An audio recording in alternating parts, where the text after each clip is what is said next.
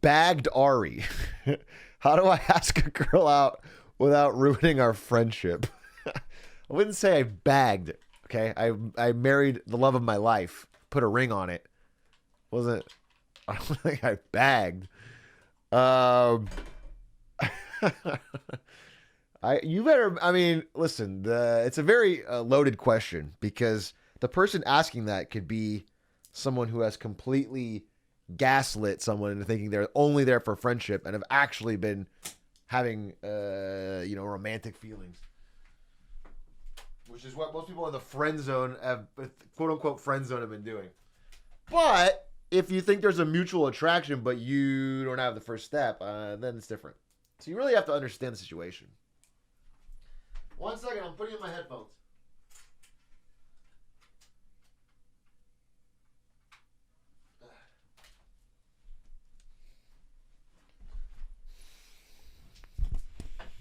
But she looked at me for 3 seconds. Oh, then you're in, bro. Oh my God. She wants to. What are you going to name your kids? For 3 seconds? In 2023? The Rizzler.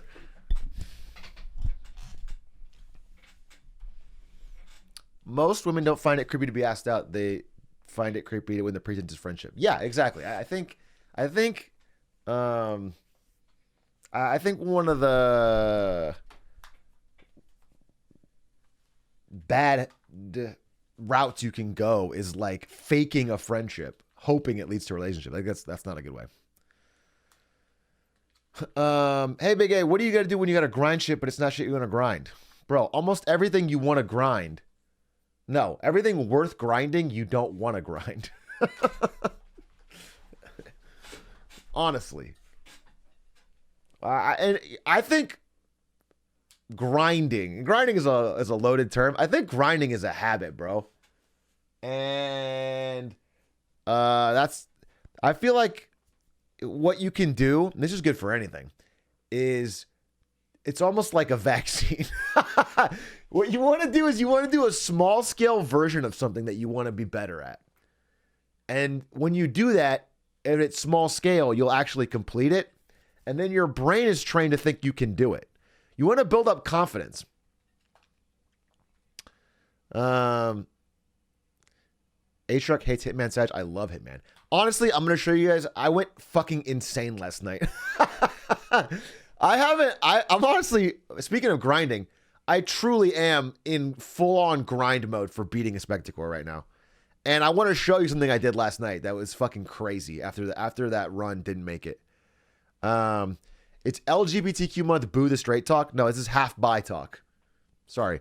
Just to be clear, all straights are now half bi. Have you seen the relaunch of Movie Pass? No, they brought it back. Maybe I did see this. Movie Pass.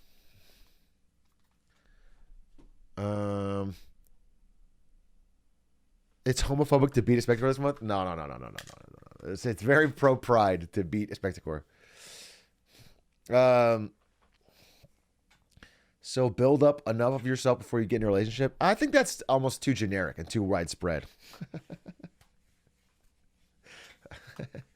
I think it's almost like you're overthinking it.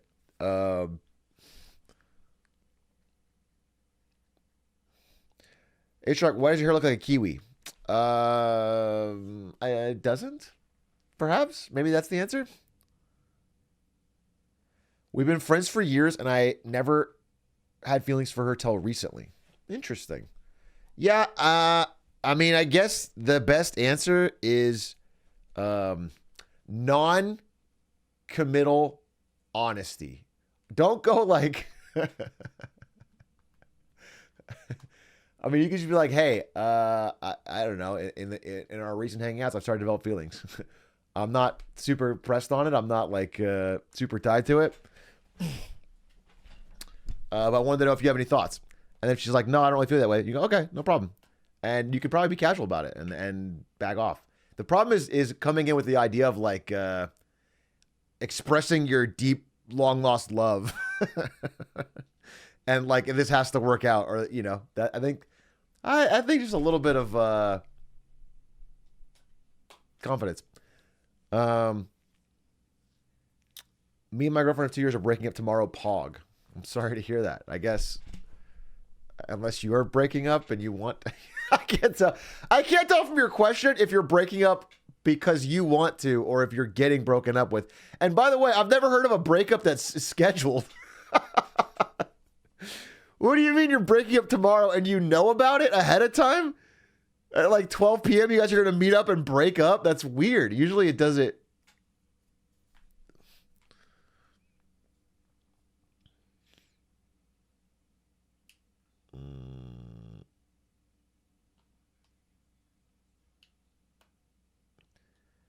End of college, high school. Oh, that's true. I broke up with my high school girlfriend. Scheduled. I literally did this. But when senior year happened, like at the fucking end of the semester, it was like, yeah, I'm breaking up because we were going to different schools, and I wasn't gonna do it. She went to U of A and I went to ASU, and I was like, all right, well,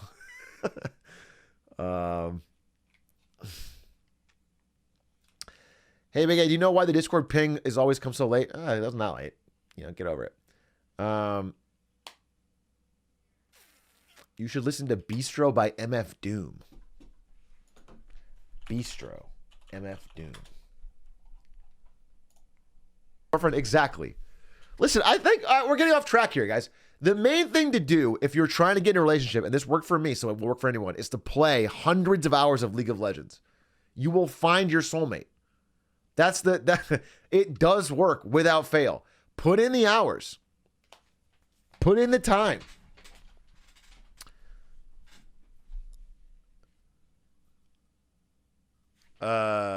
Does hundreds of hours in CSGO work as well? No. Hundreds of hours of CSGO will get you I don't know. A Russian pen pal. Not necessarily a girlfriend, not necessarily a significant other, but you'll get a nice Russian pen pal.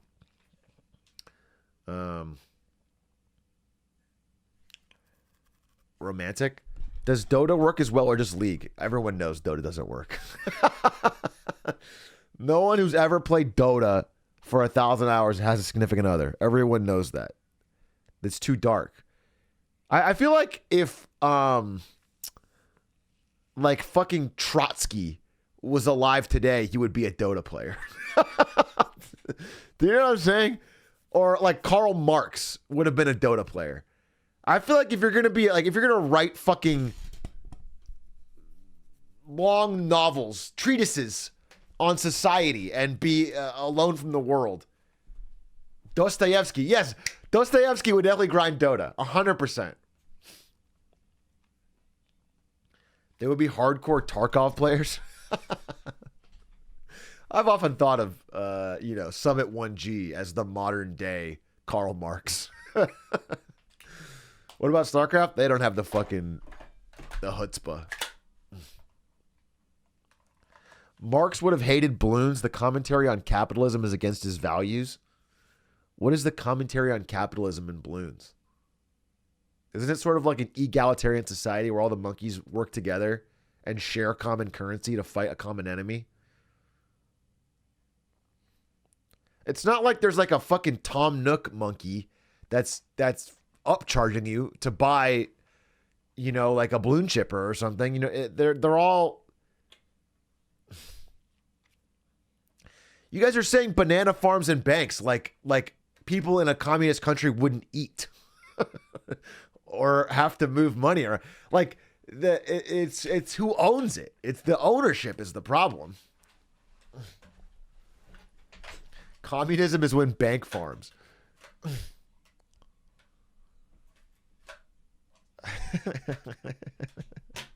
Sun Tzu would grind StarCraft. Fucking Sun Tzu. Sun Tzu is so it's not like he's overrated because he was the GOAT for his time, but it's all of his advice is so simple. It's like don't fight your enemy in a muddy field. And when your enemy's weak, appear strong. Drop an original Sun Tzu level quote right now. All right, it's like having a great supply line is the key to any battle. Okay, cool. Fucking dope. Yeah, go to, like, if you get your army to sleep, they'll be well rested for the fight. And it's like based, dude. I mean, this is all true, but it just feels kind of basics right now. Obama said that first.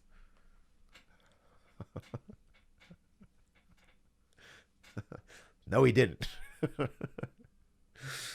No, he didn't. The Russians are still trying to figure it out in Ukraine. Hey, fucking true. Maybe the Russians should read Sun Tzu. Let's get a Sun Tzu quote right now. Sun Tzu quotes. Ahem.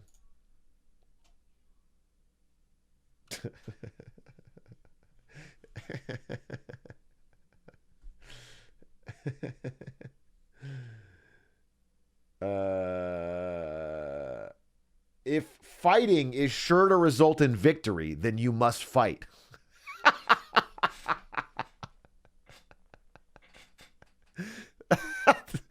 Fucking based, dude. Holy shit. Holy shit, that is the art of war, baby. That is kind of facts. I never thought about it like that. That's why Sun Tzu's the GOAT. He will win who knows when to fight and when not to fight. It's an actual quote.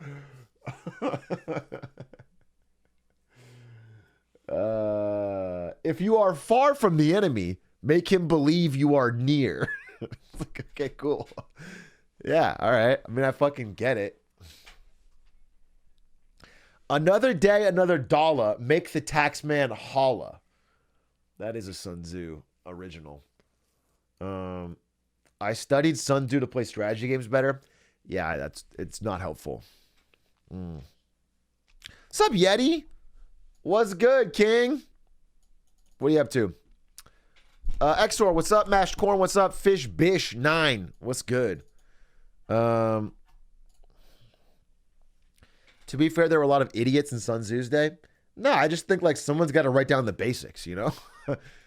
They call it the art of war, and it's correct. And I'm sure, bro, I am so sure, because it happens now, but like, especially back then with less experience in general and less history to draw upon, I'm sure there was many generals who had no fucking idea what they were doing at all. They were just some fucking rich person's brother or some king's, you know, cousin. And they were in charge of millions of men, and they had no idea what to fucking do. I think you would enjoy Rise of Kingdoms. It's addictive. Are you a mobile ad brought to life? When will they start creating mobile ad people? Do you know, like using AI to create people whose sole existence is to go around to chats and comments and just be like, man, you know what? I fucking love Clash of Clans. I do. You know what? I've been watching your gameplay of Among Us. And one thing I noticed is that you'd be a great Clash of Clans player. Please check it out. If they paid me, I would mention it in every sentence. I mean, they'll pay you something. I think realistically you could get paid. It's just not going to be an amount that you're comfortable with.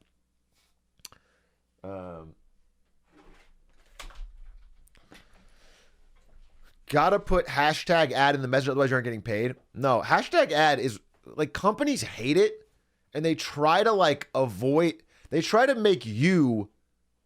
So here's the thing. If you're a company and you are hiring someone for a sponsorship, you have to tell them to put hashtag ad. But what they try to do is make it so that like, if you forget, oh no, because then they can blame you if anything were ever to go wrong, but they have the paper trail.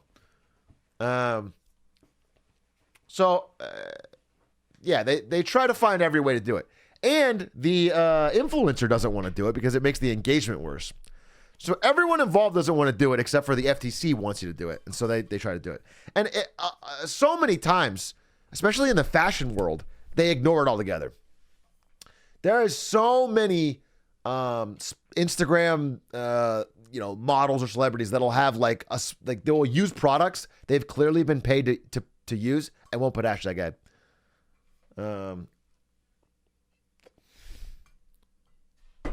They added it after an hour or two. Yeah, that's another way to do it.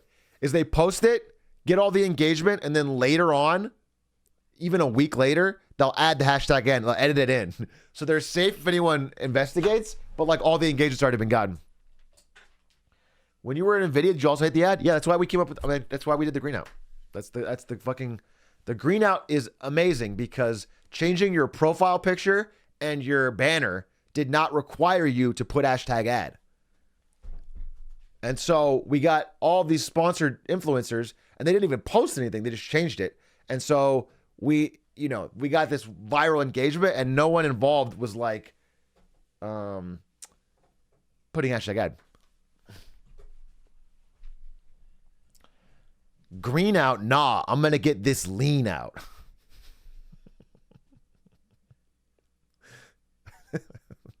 Okay. Again, you are capable of making your own choices. I don't know that lean is a long-term healthy solution for you, though, brother. I will say that. Super Mario is, though.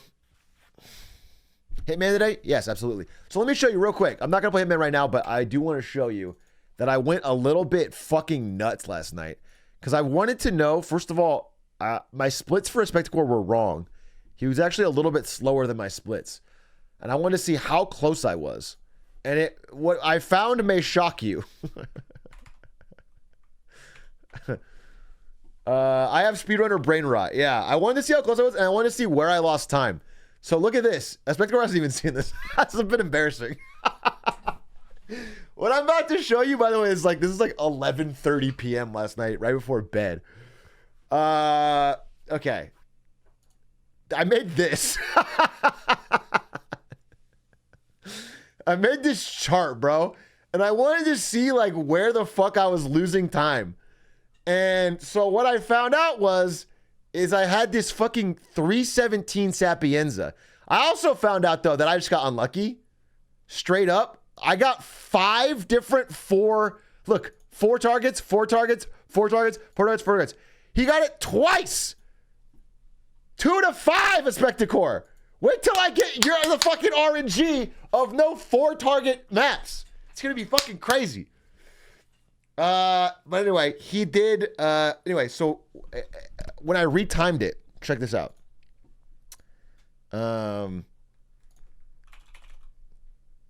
What's this? Get this guy an ICA gold baller and let's get to work. Where is this? Yeah, here it is. Look at this.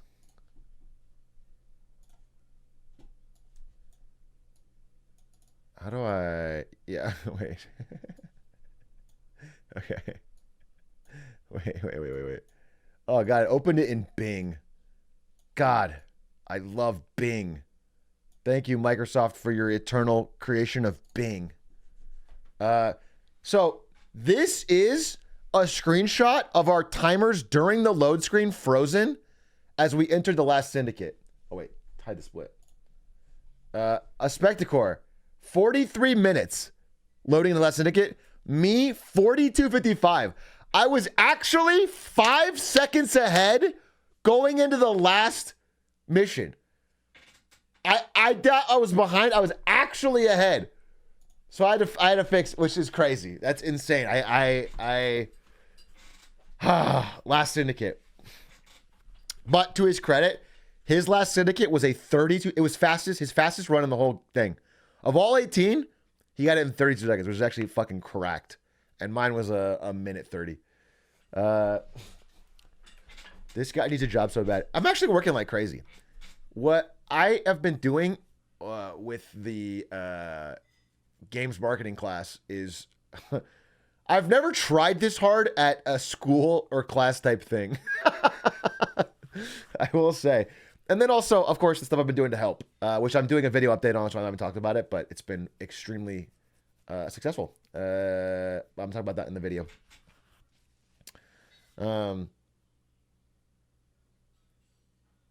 I've never, because again, I was at ASU and I played League. So for this, I've been really putting in the work. It's exciting. It's exciting. I like thinking about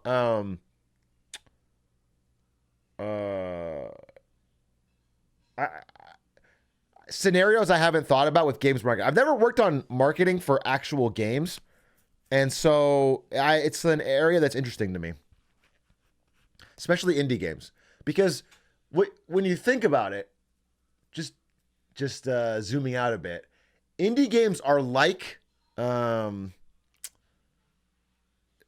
of the most purely capitalistic scenario or marketplaces left. There's not a lot of barriers to entry, and the winner is determined almost entirely by product quality and marketing. And breweries? No, breweries have a lot of vertical integration and control by big conglomerates. Always a wish list, never a purchase. Yeah. Anyway, Isto, Doinkler, has also sent me a ton of interesting videos because he's learned boots on the ground from actually making an indie game. And I've just been very interested. I've just been learning a lot. I've been sponging up, absorbing what these devs go through to get their games launched, and it's interesting. What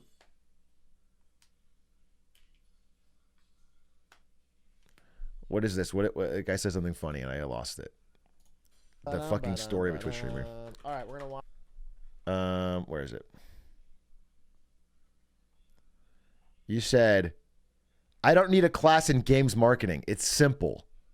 I just release the game in a completely unplayable state and then post the, oh my God, I am so sorry, we're fixing it. This will never happen again image. Holy shit. Holy shit. Can I write that down? Let me tell the professor. No, you understand? That's like AAA games marketing, which is a little bit different because the budgets are huge. They often don't know what they're doing.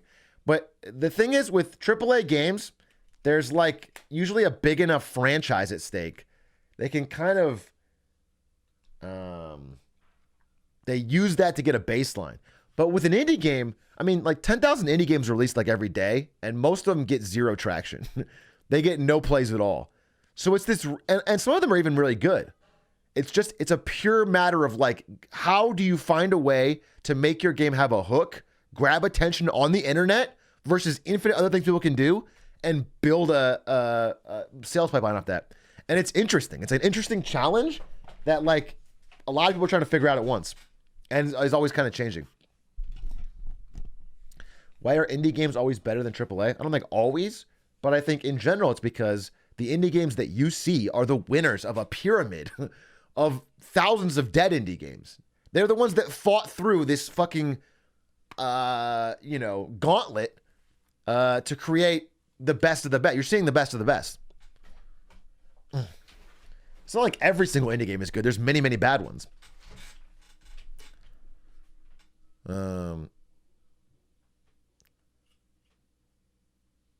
Have people tried yelling out the name of their game on the balcony?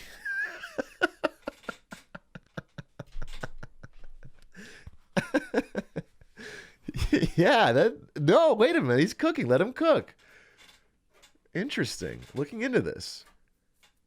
Imagine you get like a megaphone and you get out there and you just really start screaming it.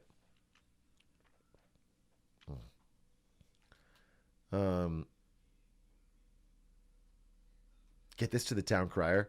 Evan Gao did it for NVIDIA and it seems to have worked. Yeah, I do think so. I do think a large part of NVIDIA's $218 billion rise in market cap in a single day was due to Evan Gao giving him a shout out.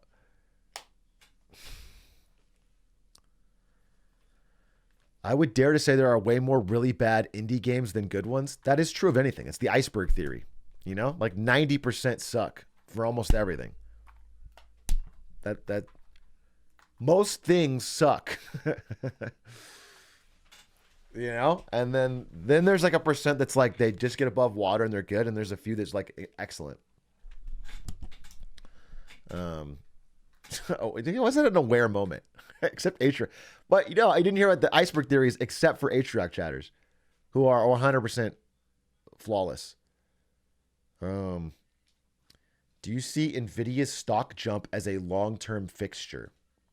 I think NVIDIA is a fantastic, well-managed, innovative company that is involved in a lot of things that are growing.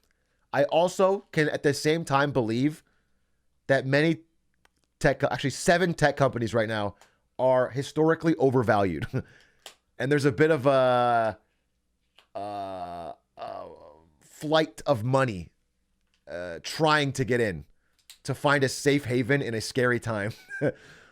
And I do believe that a company that makes what NVIDIA makes cash-wise and has a growth rate, even optimistic one, probably isn't worth $1 trillion right now. That's just based on honest facts on the ground, but I do think it's a great company.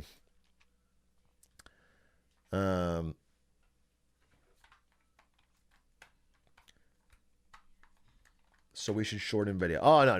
No. You never short. Extremely dangerous to short the hype. That means you have to not only be right, but right with perfect timing. What you want to short is a company like Bed Bath & Beyond at the beginning of this year. That was an easy short. Bed Bath & Beyond, I think Trupanion, the fucking pet company right now, that's a great short. Short companies that are like openly exposed as frauds or completely circling the drain. And you get that last 90% gap down. None of this is financial advice. I'm just talking about,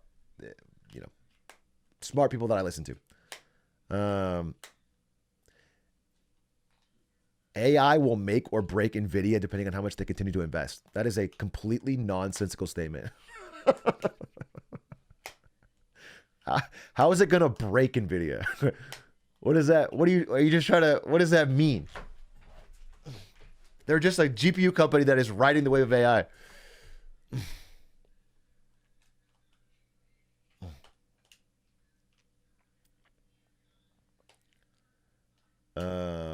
The market can remain irrational longer than you can remain solvent. Yeah, absolutely. Yeah. I mean, yeah. There's just no reason. There's no reason to torture money trying to short something that has so much momentum behind it. Maybe y'all, but me, I'm always solvent based. Any tips for everything in the news making me depressed? How do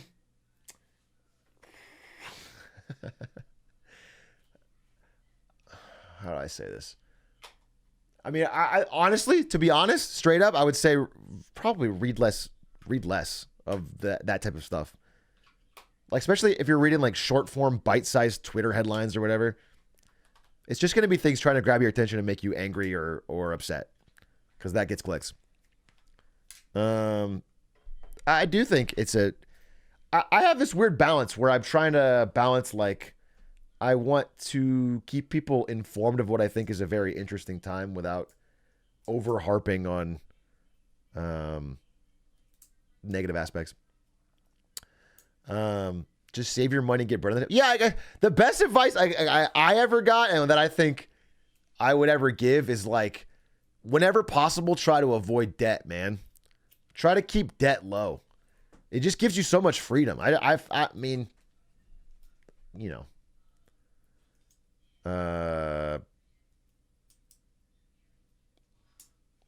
it's nice to, and I'm not saying this is like easy or whatever, but it is a choice to, like,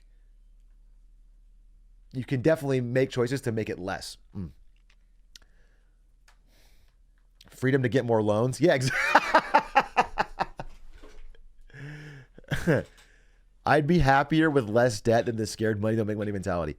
Yeah, I guess what I'm saying is, like, I remember reading, it was in a book, I was Thinking Fast and Slow maybe, and it was about how having unpaid bills that you don't know how you're going to pay them, like you haven't 100% figured out if you have the money to pay them, weighs on your mind equivalent to having 2 nights of no sleep.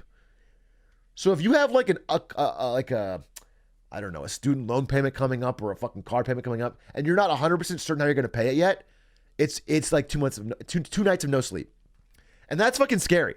And I remember when I read that, I literally started paying more on my student loans every month. I was at Twitch, and I remember I read that, and I didn't have a lot of extra money at the time, so I paid only a little bit more. But then when I got to NVIDIA, I started paying a lot more, and I paid it down. I think not having loans in the U.S. is much harder than any country. I'm not sure if that's true, but I do know that we have a heavily financialized system that does push debt on people. But that's true in a lot of places, to be TBH, Teebs. Atrioc, I have spent the last 7 years paying off, what did you say? I'm sorry, your message went by. Paying off my loans, and now that I'm debt-free, I want to quit everything and work on a farm or some shit. What is your lesson there? Is that a bad thing? The point is that you're debt-free is you have the option to do that. Like if you decide, fuck it, I want to go work on a farm, you literally could, because you have no obligation. That's what's cool. That's why I sort of preach it. It's like you just get. Another thing is like, I don't know. What's the student loan forgiveness? Well, that's one. I'm saving this kind of for Marketing Monday, but I'm extremely worried that the return of student loan payments, which is seemingly set to happen as part of the debt ceiling deal, is going to be like the straw that starts fucking cracking this economy. Because people have been, barely keeping it going with student loan payments paused for so long, and the interest payments have still been going on it, and they are now returning like within a month or two. It's very soon to like student loan payments resume, and they're big. I mean, the average payment is like hundreds of dollars for huge millions of people, and I think that is going to be a real problem. Yeah. They froze the interest payments only for the government ones, not the other ones. Only for the direct ones. How do we push debt on people? I mean, for example, student loans is a great example because it's debt that's very, very widespread. It's like making it seem nearly mandatory to an 18-year-old to take out a $100K plus or $50K plus loan to get constantly rising education cost. And again, college is there is benefits to it. The degree specifically, like almost any degree, just having a degree is proven to increase earnings. But there, like if you look at for the past 20, 30 years, college prices have risen exponentially. And the quality of what you're getting in the college is almost it's flat. You know what I'm saying? The learning is not scaling up. The college is not fucking rapidly scaling up. It's just they're just charging more for the same product every year, and eventually that's a breaking point. Yeah, mortgages are pushing on people. Car payments are pushing on people. People are upsold on cars all the time. I mean, again, this is all early Marketing Monday stuff, so I don't want to show it all, but. There's a huge thing brewing with car payments right now. And I saw this great fucking TikTok of when you're on the 3rd month of not paying your expensive as fuck car payment and still haven't been caught yet. Like, okay. People are just not paying. And people have average like $1,000 plus a month car bills. Repo men are just gearing up. It's about to be wild. They can't tow us all, Giga Chad.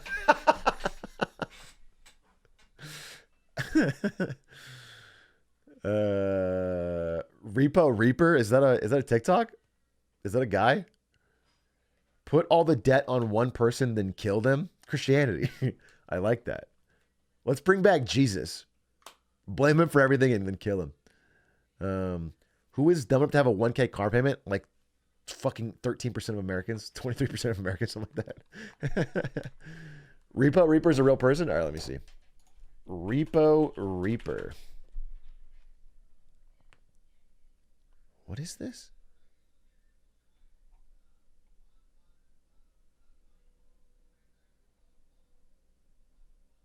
He started filming. He turned. Wait. Oh my God. This guy turned. Dude, why does it keep opening in Bing? Chrome, dude. Chrome.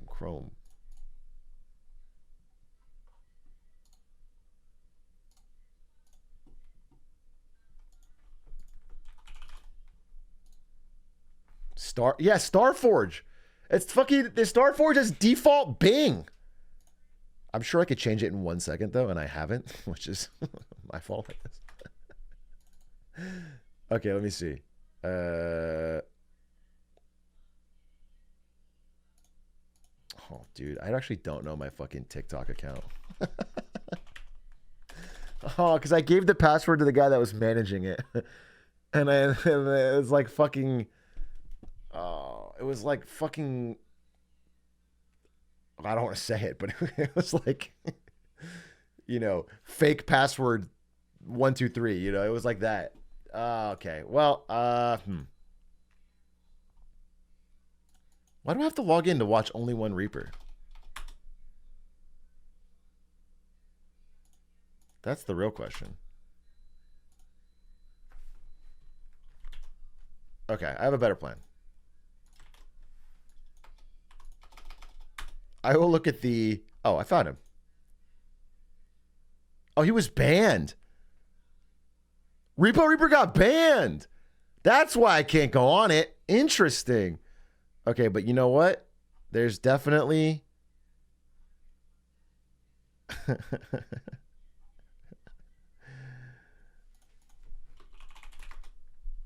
You guys are like fucking... people in the Roman Colosseum, bro. You're too bloodthirsty.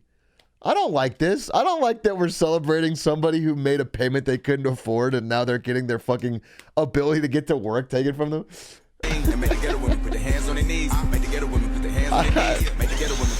I don't necessarily blame this guy. I think I mean, it's gonna, you know, you bought the car, you can't afford it, someone's gonna take it back. That's just the way it works. But yeah, turning it into content makes me feel a little odd. He's dancing while doing it. I don't know, bro. You really gotta dance while doing it?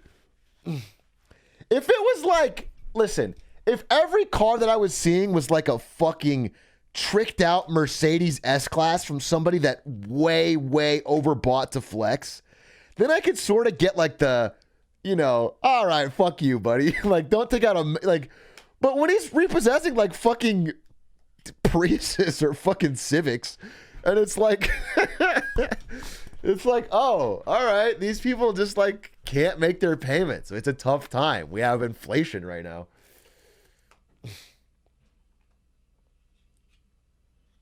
Imagine Child Protective Services taking your kid and doing the Harlem Shake.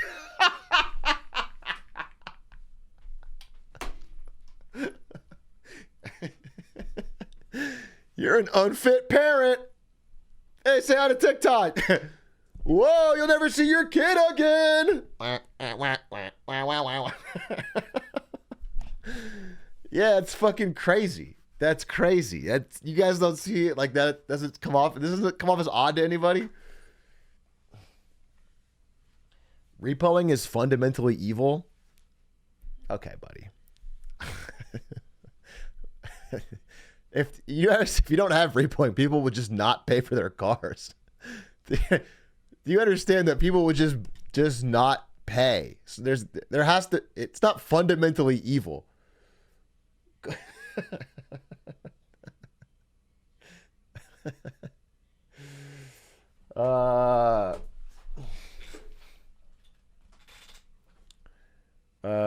Our cars, Madge.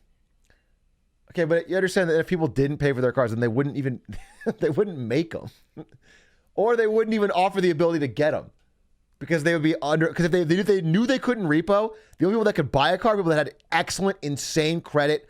Basically, it would end up being only rich people have cars. If you remove the ability for a repo man, then they would literally not sell people that don't have absolutely stellar credit. And so there would be nobody that could have a car unless you were already rich.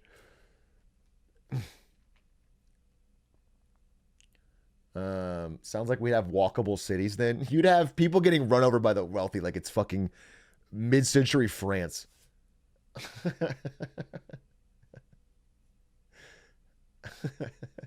People would just make cars because it brings them fulfillment. Some people have art, some people have reading, and some people like to get in a fucking sweaty assembly line and drill fucking Priuses all day. I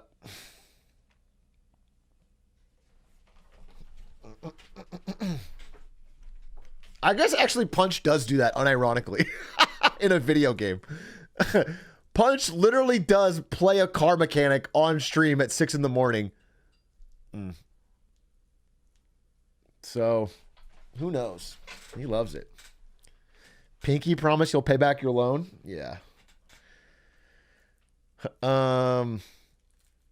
Does your advice on being debt-free include house loans?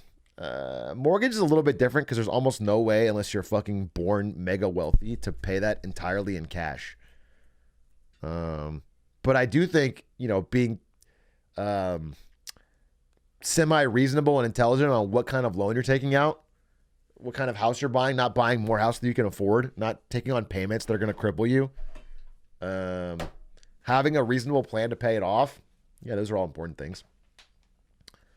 And also, I do think renting is demonized in America for housing financially. People always say the same line, which is like, every rent payment is burned and like you should get a house, you should get a long-term mortgage. But you got to realize that there is trade-offs. There's both sides to it. The flexibility and the lower payment and not being tied to the maintenance and not being tied to all, and like having extra difference between a mortgage and rent that you can invest or pay off other. Lower payment, LOL, that's funny. I mean, I think the average mortgage payment is higher than the average rent payment. That's not a controversial term. But giving money to greedy landlords? Yeah, I mean, yeah, but you're giving money to fucking BlackRock or a greedy landlord. The point is, there's no ethical consumption. You know what I'm saying? Wherever you're spending money, it's going to somebody greedy. That's. I mean,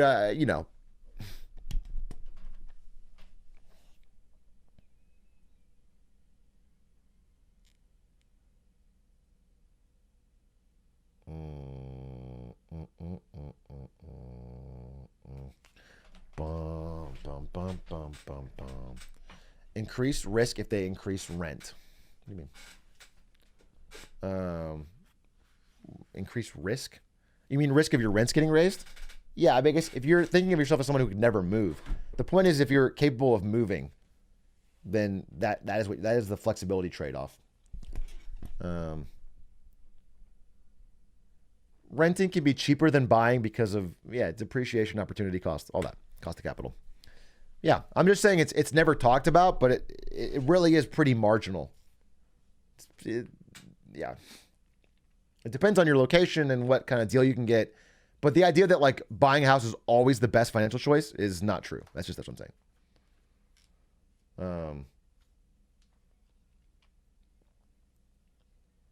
And also a lot of people's assumptions are based on the narrative that housing prices literally always go up. And I stress so deeply that is not true.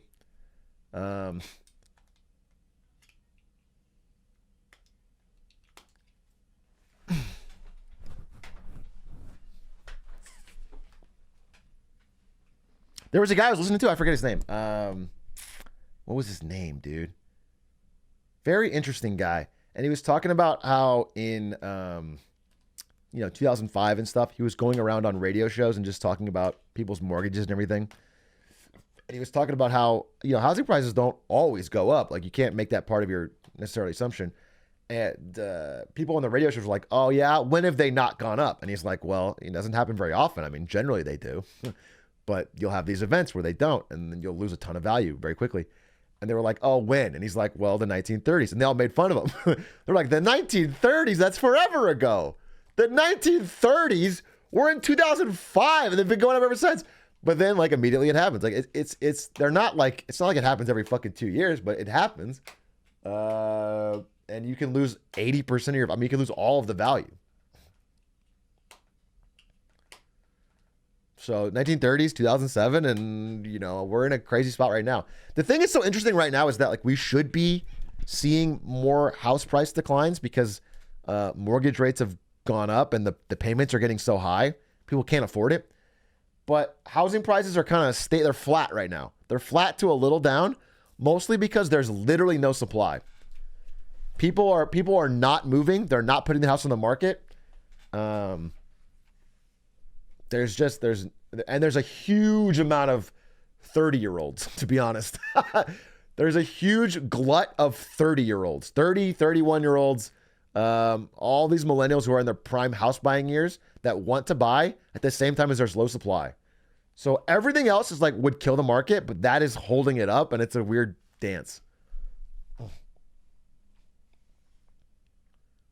It's a weird dance. I still think it's probably going to go down, but it is this weird dance. The only way it'll go down is if there's forced selling, and forced selling only happens if we get mass layoffs. Uh-oh. Because right now, a lot of people bought houses between, I don't know, 2000, let's say 18 to 22 or whatever. And like they got incredibly low rates. They locked in incredibly low 30-year, 3% mortgages, low payments. And if they try to sell that house and buy somewhere new, their payment's going to go up like fucking triple. Because payments now are 6.5, 6.6%. And so nobody wants to sell. I mean, you're probably, plenty of your parents are like this.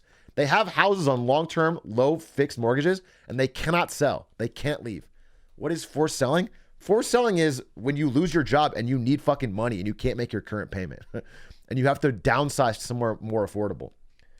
Forced selling is like, or divorces or whatever reason you might need money, which doesn't happen when times are good or coasting.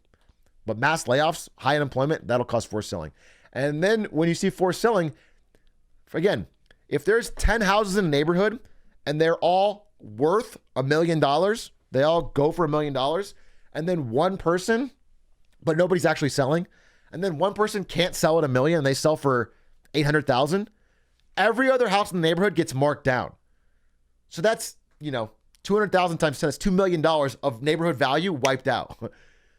Because that's how it works. So it's marking to market. And, Atrioc, can you write the zero budget stories?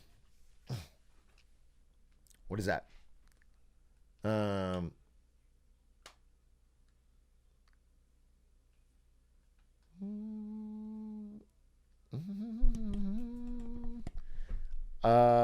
I have a condo. What is this? Wait, sorry. I bought a condo in 2020 and I would love to buy a house with a yard, but I have a 3.5% interest rate and I can't give that up, Sag. Yeah, your story is very common. Extremely common. And it is the entire thing holding up the market right now, is that people do not want to sell because they cannot get a better deal. Just buy houses cash. Just have millions of dollars in cash. Good idea.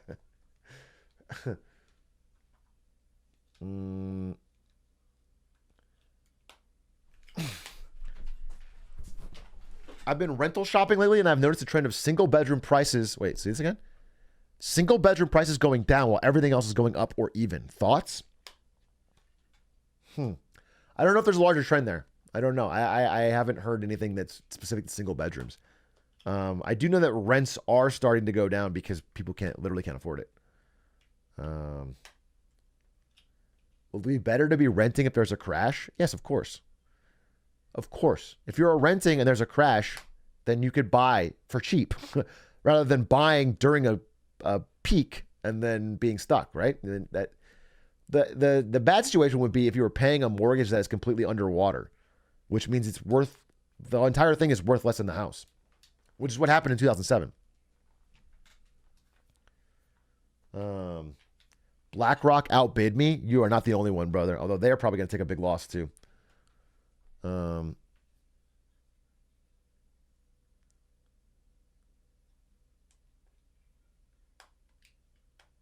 So what you're saying, if you want a house soon, you want to crash.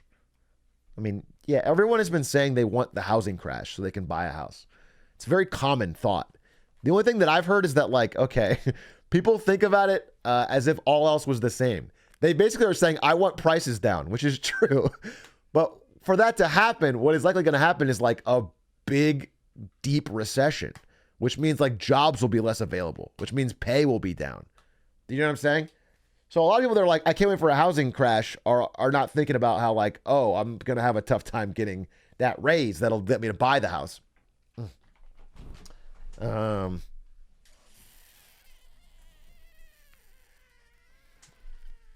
Let's just reset this shit and ball. Based, dude. Based. I say, look, I have no problem with Obama, but it'd be kind of fun if we just gave all of the debt to Obama. Like, just figure it out, you know? And then we all are debt free and clear. And we just literally say, thanks, Obama. Yeah, it's like a modern Jesus. And that way everybody will like him. Obama, take the wheel. He's a smart guy. Yeah, he was in Harvard and everything. He'll figure it out, dude. He'll figure it out. He's got a Netflix deal. He'll figure it out. So we just give it all to him, $32 trillion. If China wants to collect, they have to talk to him.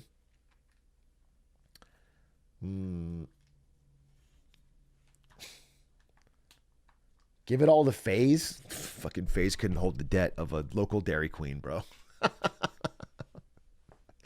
FaZe is in too much financial trouble as is. Obama's got stable credit.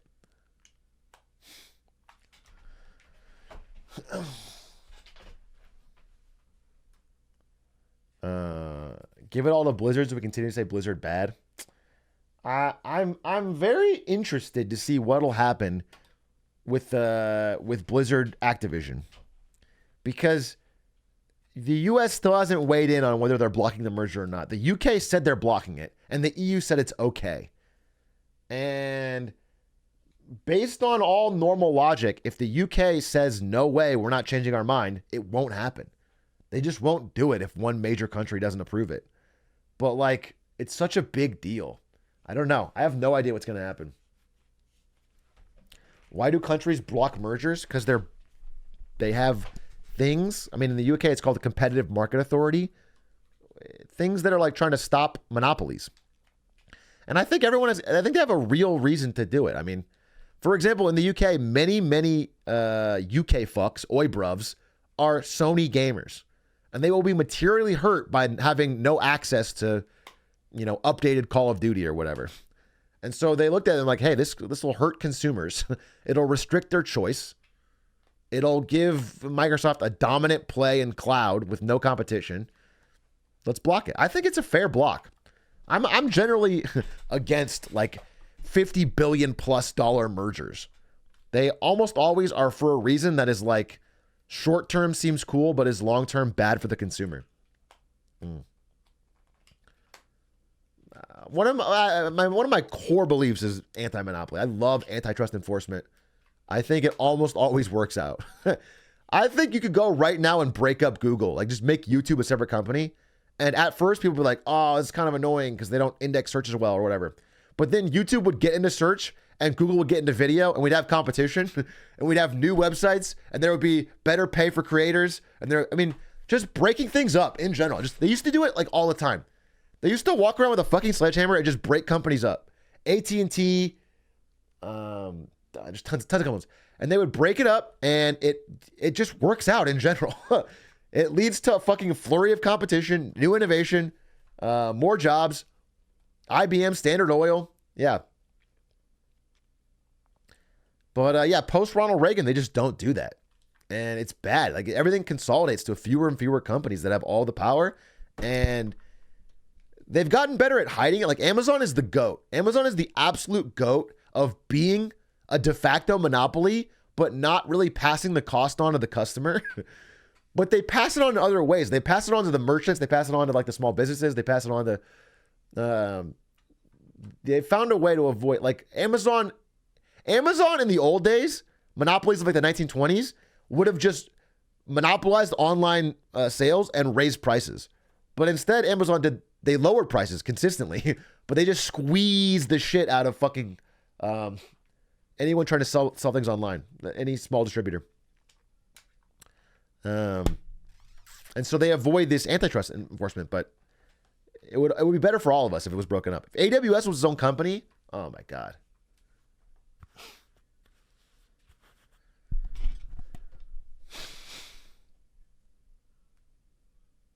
What is it? Sorry, what is this? Someone said something?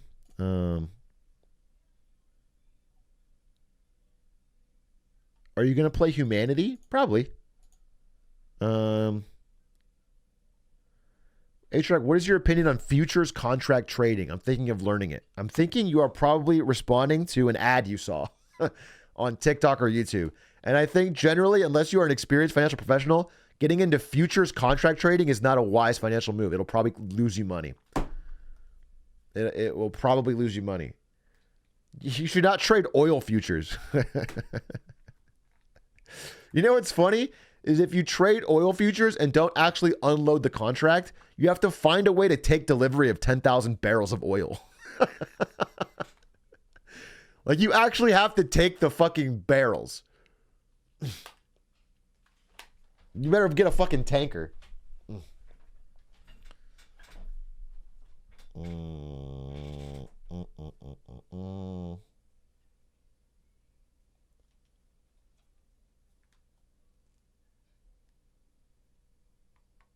What are your thoughts on online courses teaching people how to get money quick? The courses are the way they make money. If you zoom out and look at it, that's the course. The course is make an online course. That's how you make money quick. They generally do not work.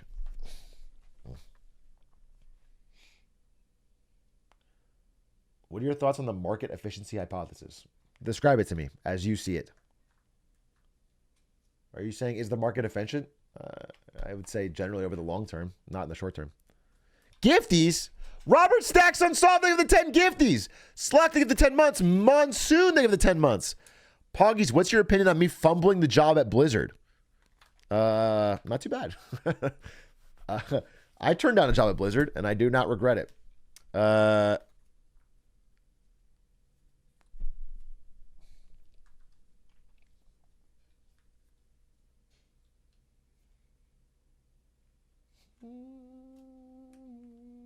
You would have saved them? Yeah, maybe.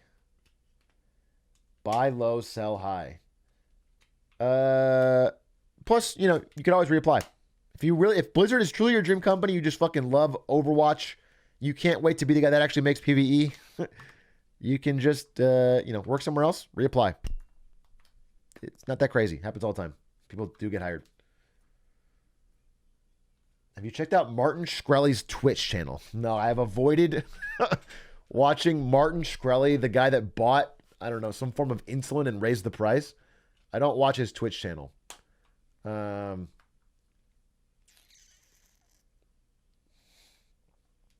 I do think Shkreli went. I talked about this recently. I did listen to Martin Shkreli. He was on like one of these podcasts I was listening to, and while I do think he's like a weirdo and a bit of an asshole, he did have a good point that did stuck with me, where he's like, "Hey, what I'm doing is what every fucking drug company is doing, but they don't have a face to the name, so nobody cares."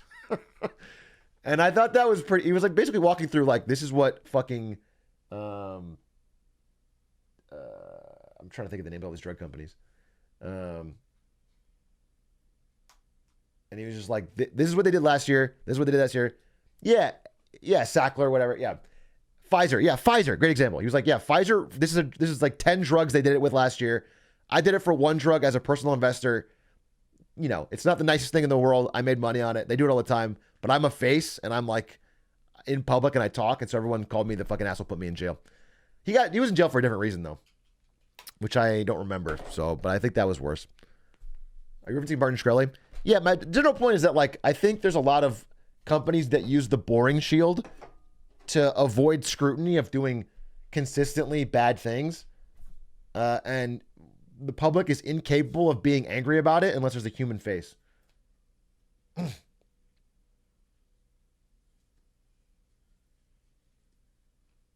Nestle, great example. Um,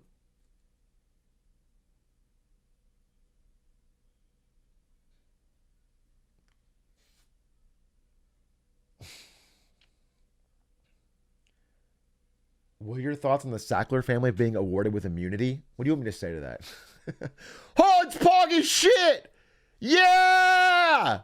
It's such an obvious... It's bad, of course. Yeah, they fucking pushed opiates on fucking millions of Americans.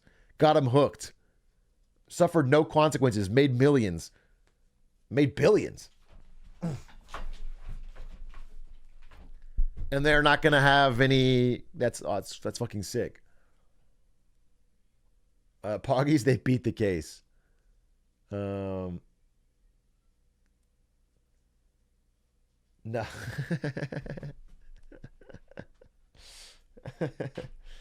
Zero budget stories is Darman but good.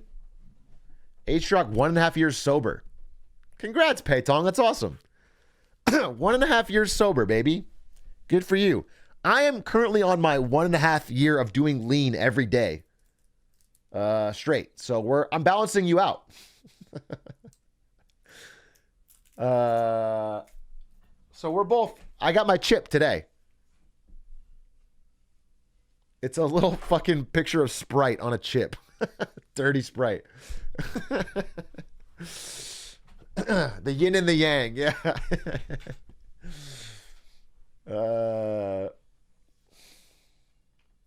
But you're sober from League, so it's a net positive. Yeah, I do think if someone had to choose between a year-long lean addiction or a year-long League of Legends addiction, I would say fucking get the codeine, brother. I would say start sipping that scissor. Because you could have other hobbies with lean. Lean doesn't take up too much of your time.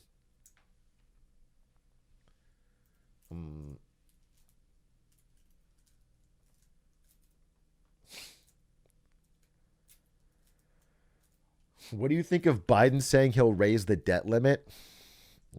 It just happened. It happened. They raised the debt ceiling. They have to do it or they can't make payments. The United States government is deeply in debt and we spend more than we make. So if we don't raise the debt limit, they'll fire every government worker, stop paying treasury bills. And they did it. The thing that's scary that I was really annoyed with is that the deal they made to raise the debt ceiling,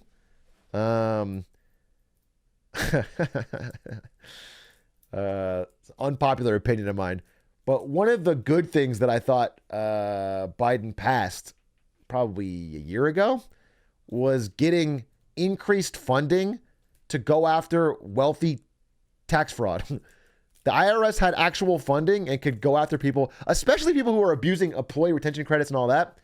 And as part of the deal for the debt ceiling, they walked that back.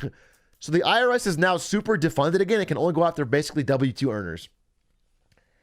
So everyone who's like a regular W-2 earner still has to fucking, I mean, there's no difference. We pay our taxes. They know how to handle that. It's easy. But like the complicated stuff to like track rich people's taxes that are hiding in paintings and fucking businesses and all that, they have no funding to go after that. And it's very annoying that was like part of the debt ceiling deal. Also, the second thing that was part of the debt ceiling deal was that in order to get the debt ceiling deal passed, they had to resume student loan payments. So like, you know, everyone that's been living life without student loan payments now has to come back and start paying, which is going to be extremely negative for the economy because people just can't afford another $400 bill. So yeah, I don't know. It's interesting. Repeal the PPP. Dude, what I found out, so I'm trying to say it without jargon. There is two programs, the PPP loans. What are they called? What do they stand for? PPP loans. The Paycheck Protection Program, PPP. That was where people who owned businesses could get free money from the government if they kept their employees. And what it was one gigantic fucking scam. I mean, so many companies took this money, then fired people, took this money, then downsized roles into like less paying roles, took this money and didn't even have businesses at all, fake businesses, double counted employees. It was a massive fucking huge scam. One of the big causes of the rampant inflation we're getting right now, because it got so much money into actual people's hands that just bought boats and fucking cars and fucking houses and just absolute dog shit. I think overall it had, it saved a couple jobs, but in general, I think it was just massive fraud. And what I found out very recently is that there's a thing called the ERC, which is the Employee Retention Credit. And that's not even public. And apparently that is an even bigger slush fund that has been doing way more money. What do they get from out of fake businesses? Imagine the government is saying, hey, if you have employees and you don't fire them, we'll give you free money. So you create a fake business and say, I have 12 employees. Maybe you have 2. And it's your family. Then you get a huge check from the government. Then it gets forgiven. The loan gets forgiven because all these PPP loans got forgiven. So you got a bunch of free money.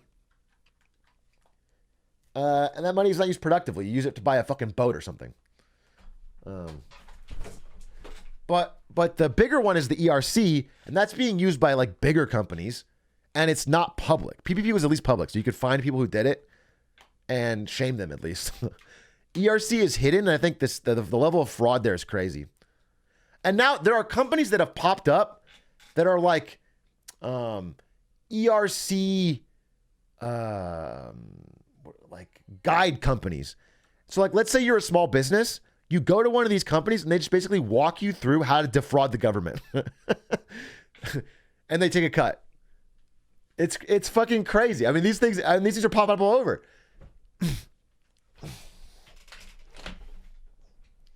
Is it too late to be a small business? I want a boat. Yeah, I mean, the thought was that eventually the IRS would get around to checking all of these and it'd be fucked. But then the IRS just got their budget cut, so maybe they won't. Making money is so easy if you don't have morals. Yeah, I think making money is so easy if you have money already and don't have morals. That's what I would say. I don't think it's like you can just be amoral and be poor. I think it's like if you already have a lot of money, there are many ways you can,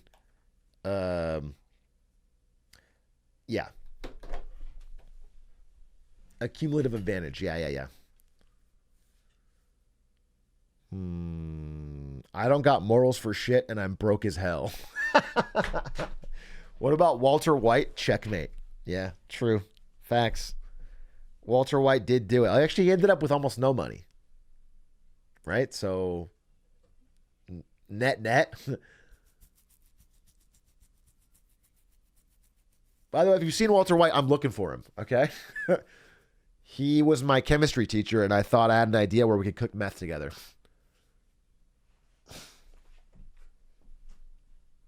Bitch. I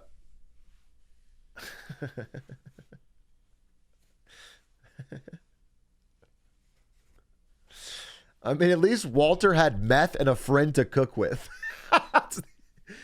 It's the American dream, bro.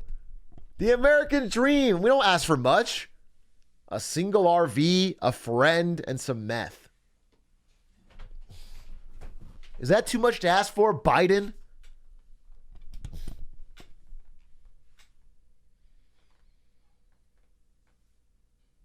Is WHO leading to a one world government? I think you're on the wrong internet pipeline, brother. Not to knock you, but I think you're starting down an interesting path. I would avoid it.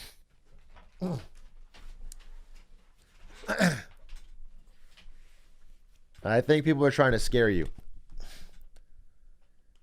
Atrioc, what brand of toothpaste do you use? Honestly, I get if I use like Crest or something that has SLS in it, which is like, what is SLS?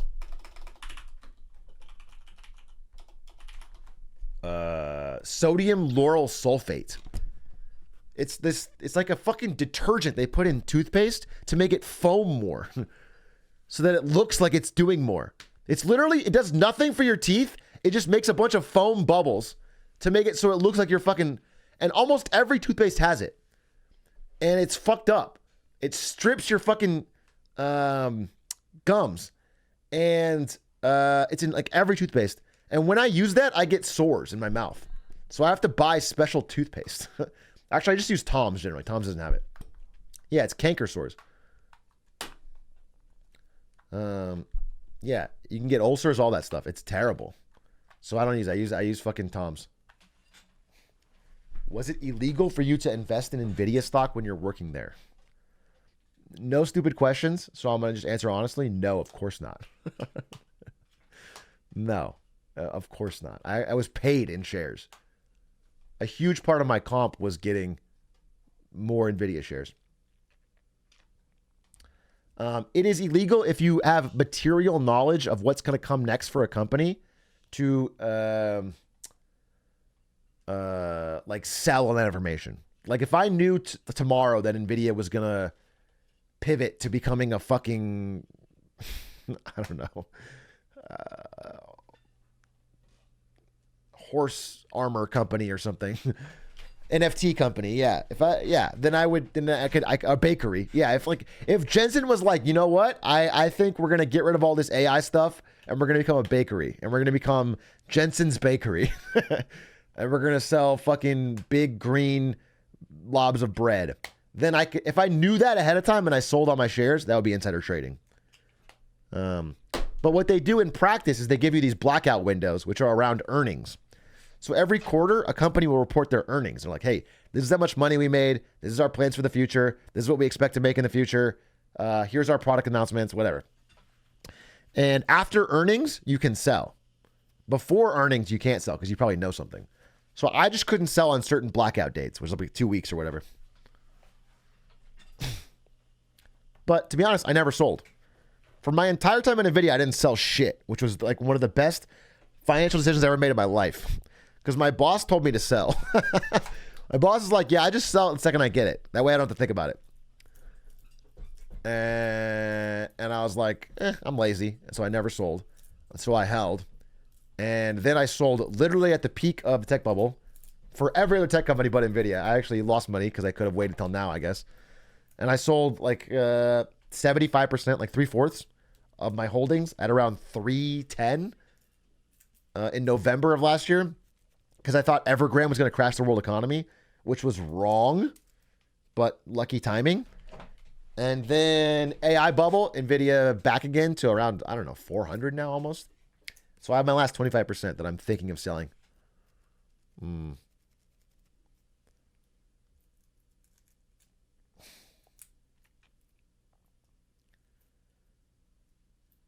Atrioc, why don't the government just trade the debt they owe each other so they don't have to pay interest anymore? They don't only owe it to each other. For example, the U.S. government owes interest payments to me. That legitimately, that whenever the U.S. government wants to buy something that it can't afford, it issues treasuries, which are long-term IOUs, basically. And anyone can buy them.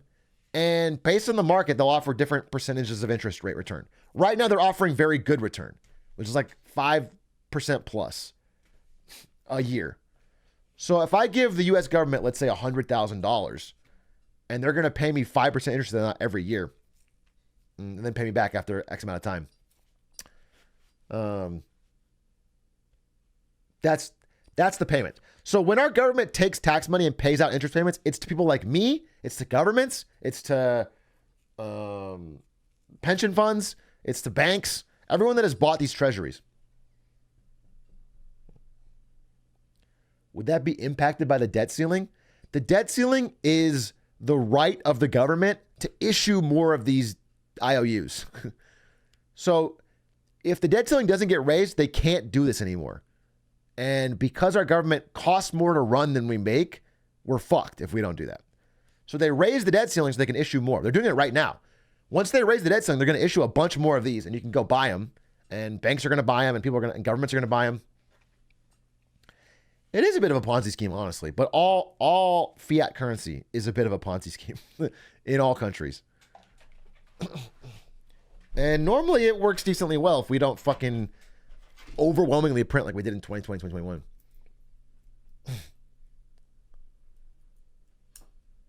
Do they issue bonds to pay for interest payments? Yes. Yes, they do. They do take on credit cards to pay their other credit cards, if that's what you're asking. The U.S. government does sign up for an Amex to pay for its MasterCard. Yes, we have a lot of debt.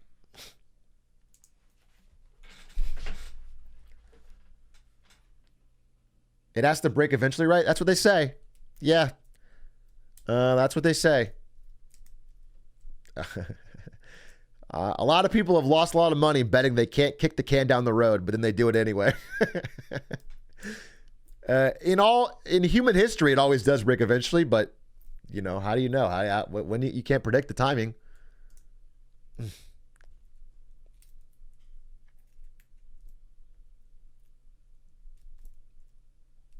Why don't they enhance fiscal discipline? Because you can't get elected on fiscal discipline. You cannot get elected by saying, hey, listen, tough conversation, but we have to cut the budget for schools. We have to cut our military. We have to stop paying Social Security. We have to stop. We're going to have to, you know, it's austerity. Nobody ever gets elected on austerity. Any Hitman runs tonight? Not only will I Hitman run tonight, but I'm going to beat the record tonight. Oh, no, not the military. Listen, I'm not advocating for it. I'm just telling you can't get elected on that.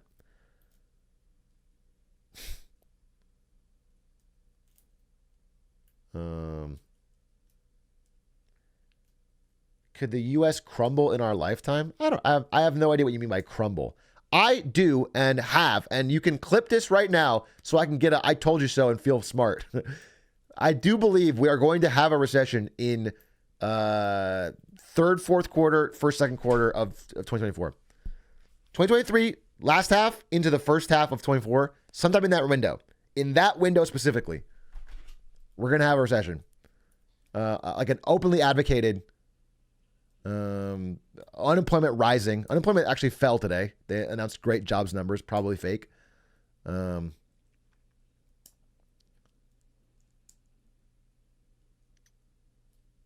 Why that time frame specifically?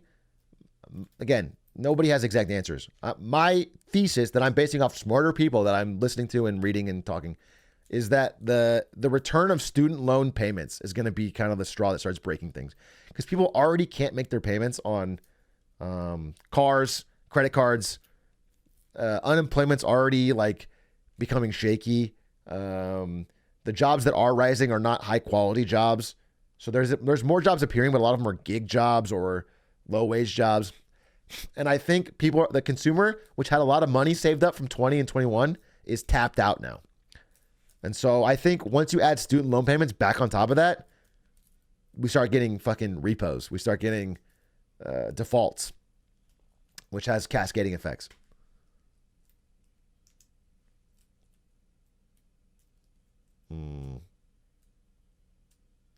Might be a dumb question, but are smaller towns more recession proof? No, there's no difference. I mean, it depends on the town, on what businesses are there and what is available, and also what kind of jobs you're looking for. Listen, if you're looking for like a job, like, you know, working at TGI Fridays or whatever, no disrespect, I'm just saying like that stuff's actually booming right now. A lot of jobs like that, they can't get enough people. They're hiring like crazy. But as you go into like the middle class area of jobs, that's where it's starting to get shaky.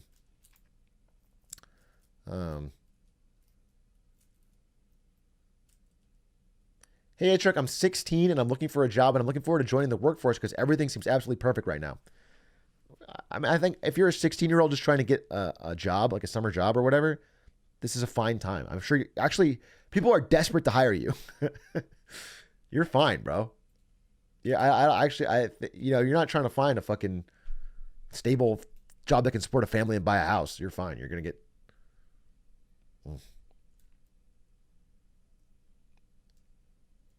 I think in, Wisconsin? They would want to hire you as a bartender. They just passed that child labor law. They want to put you in the mines or have you serve alcohol at 16. Yeah, or work in a slaughterhouse.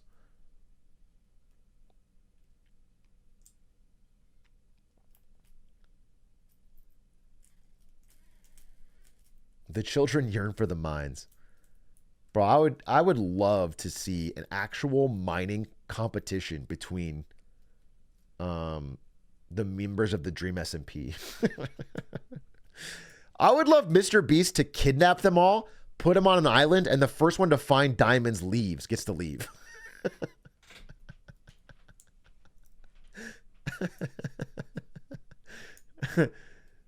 That would be so much better than Survivor, bro. That would be the best fucking.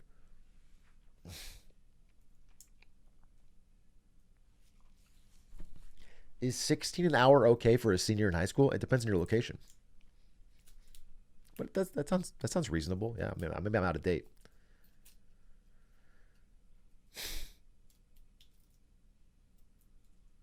In California, that'd be tough, I would say. You kind of want 20 in like NYC, CA, but a lot of places like Arizona, I think 16 would be kind of based.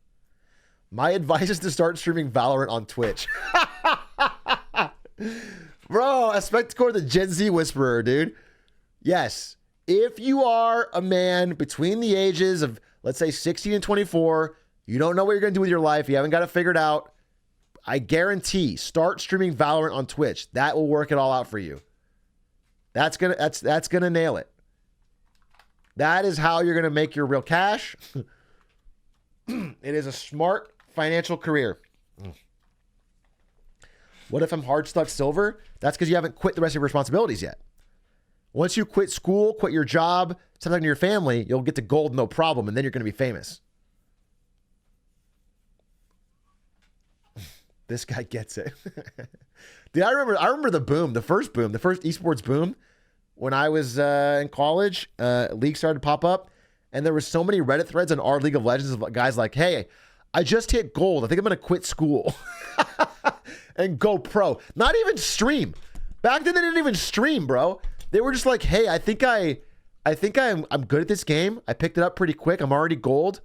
I'm going to quit school and just try to be the LCS. That was very common. My friend almost did this. Yeah, insane. At least StarCraft in the fucking before times, 2007 times, at least StarCraft had the good graces when it had its first esport. Like, because there was the StarCraft boom, then there was the much bigger League boom, then there was probably Fortnite was the next big one for esports, and in the StarCraft boom, there was people had the good conscience to know they fucking sucked. Nobody in our StarCraft was like, I'm going to quit my job to go pro. Because everybody knew they were fucking dog shit. No matter how much they played, they knew that some fucking random Korean player would just beat the shit out of them. You playing games tonight? I'm going to get the record tonight, okay? I'm going to play Hitman. I'm feeling very confident. I'm feeling strong. Powerful. I'm going to do it soon, all right? Give me probably 10 more minutes. I'm enjoying the vibes, dude. I like talking to my stream about what's going on. Do you think a recession could impact the writer's strike? Sure. Yeah, of course. Yes. Of course. Listen, the writer's strike is very literally a battle between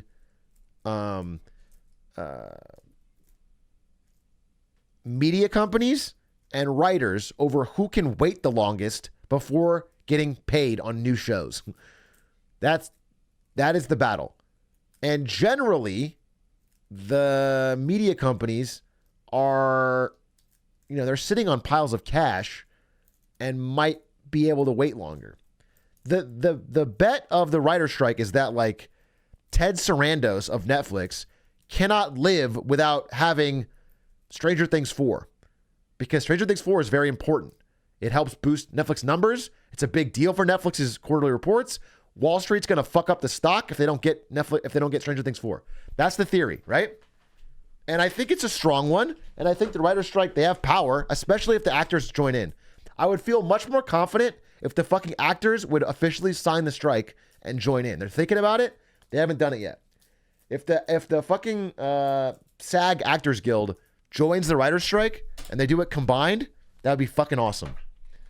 But I'm a little worried that the streaming companies already wanted to cut costs and are fine waiting longer than the writers are willing to take. Mm.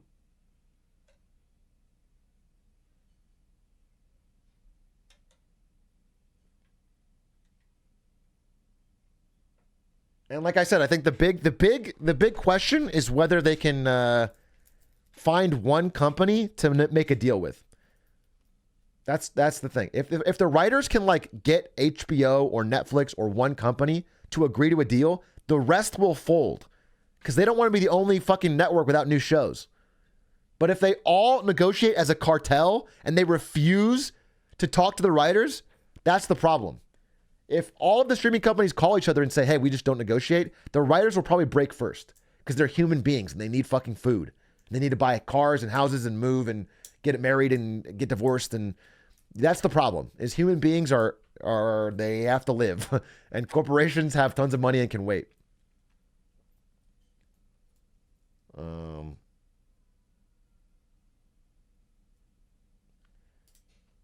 Are there any marketing-based podcasts you listen to? Most marketing podcasts are completely, I mean, pure marketing. They're not that great. I'll just be honest with you.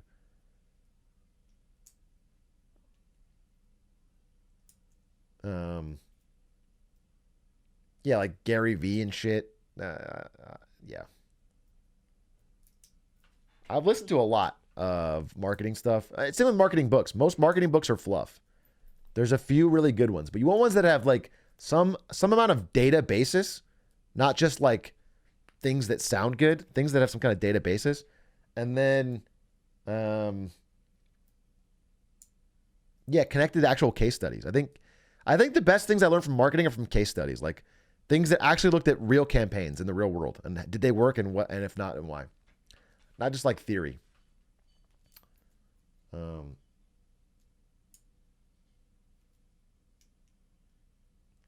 I had a buddy say Gary V was his idol. Seriously? Yeah, I feel for people like that. I mean, people are just trying to fucking make it in this crazy world, all right? And if someone tells them that, like, it's in their control, and if you just hustle and do these things, and they got energy's very attractive. But I do feel like it's generally a scam. I mean, Gary V pushed fucking V Friends. Remember that? V Friends NFTs? Hand-drawn elephants? He's a fucking scammer, bro. But he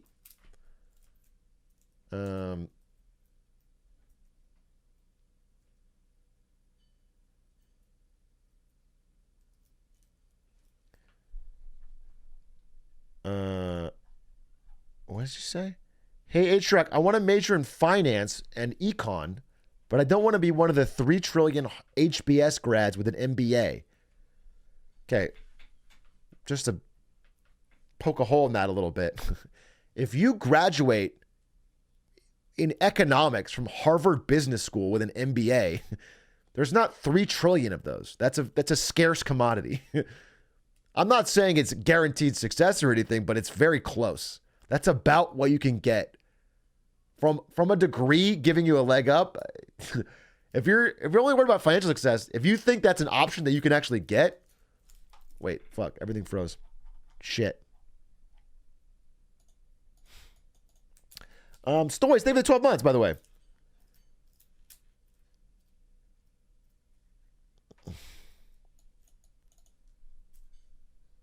Yeah, that's basically as close as it gets, you know? But if you're talking about how you don't want to become that person, that's different. Then I would say don't. But consider it seriously, because honestly, like if you are accepted into Harvard Business School, I think I would probably take it, bro. I can't imagine. The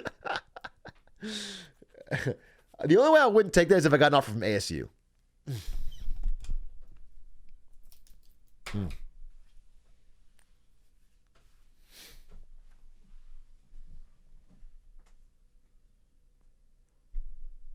Michael Udall, ASU's finest. Everyone shouts to Mike Udall in the chat. He is ASU's, what was it, Overwatch? I'm sorry, I forget the game. It was Overwatch, right? You were ASU's Overwatch GOAT? Or what? I'm so sorry, I'm forgetting the game. HOTS. Here's the storm. I'm sorry. HOTS. Yes. Yeah. They won. Blizzard had this huge fucking college competition. It was like fucking Duel of the Dorm or whatever. And it was probably one of the biggest college esports events ever for around the launch of HOTS. And Mike Udall won. And the ASU squad. Absolute goats, bro. Absolute fucking goats. Heroes of the Dorm. That's what it was. Heroes of the Dorm. Shouts to Mike Udall. And then I got to fly out to ASU and give like a I think I have a picture. I think it's me and Mike Udall holding a jersey. They invited me out to give a speech. I was there because I founded that club, and I got to go and I got to speak at ASU, and I got a fucking photo of me and Mike Udall holding a jersey. It was cool. It was cool because it was like they held like a sports business seminar at ASU, and I was at a panel.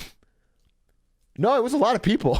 They filled the whole fucking. It was like not the biggest stadium, but the second stadium, and the panel was like some dude who worked for the Cardinals, some dude who worked in like sports business for 20 years, some sports psychologist, and it was me. And like the other three were talking about how sports is changing and like getting more digital, and I was like, let's talk about video games though. I felt I was by far the youngest person in that panel. It was very interesting. Huge shout out to Garvey at Twitch. He was the guy that got me that panel because he's very connected in the collegiate world. Yeah, funny. Garvey's awesome. Yeah, I don't know what he's doing now. I haven't caught up with him, but he was the GOAT, dude. He had great energy. He was just the guy that was always laughing, always moving, always smiling. I want to see that speech. I do not believe it was streamed or recorded. I do have a photo of me, I think. Let me see if I can find it.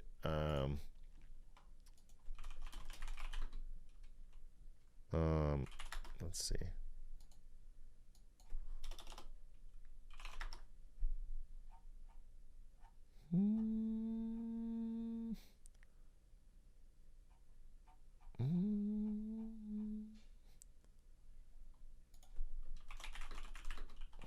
How long ago was this?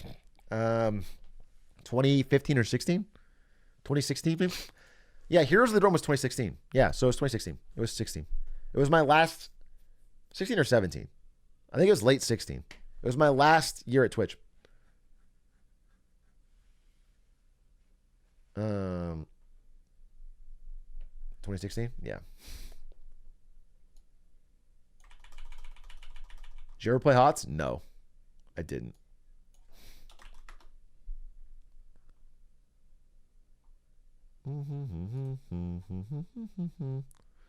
No, I can't find it. Anyway, good times. Great times. Yo, Atrioc, if I create a marketing Monday, can I present it on stream? For you, Warpig, I'll say yes. Just because I know you. I was just talking to Aiden about you. Me and Aiden were just catching up about how fun it was to meet you and how we're happy for your success. When you sent us that McDonald's ad, it was really cool. We both talked about it.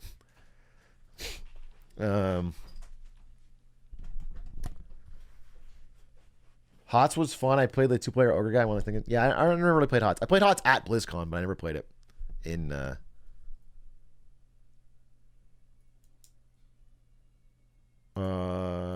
What does Warpig do now? I think he works for an agency in Auckland, New Zealand, and his address is, and his greatest fears are. Did Nvidia cut you in on any of that 1 trillion market cap? You know it, baby. Yeah, the last vest, the 1/4 of my shares, they did spike. I haven't decided if I want to sell yet, though. Did you ever consider working internationally? I don't think Ari wants to, unfortunately. I think it would be kind of fun to live in New Zealand or Europe. But I did that growing up. I lived in Korea, I lived in Japan, I lived in Europe. So I've done it. But I kind of like it.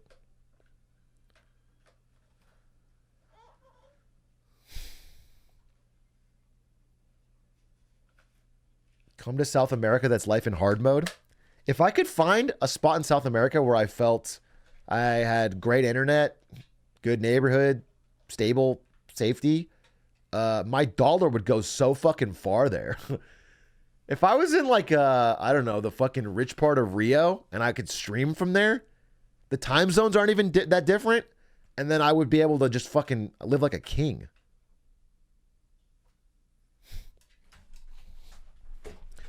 But again,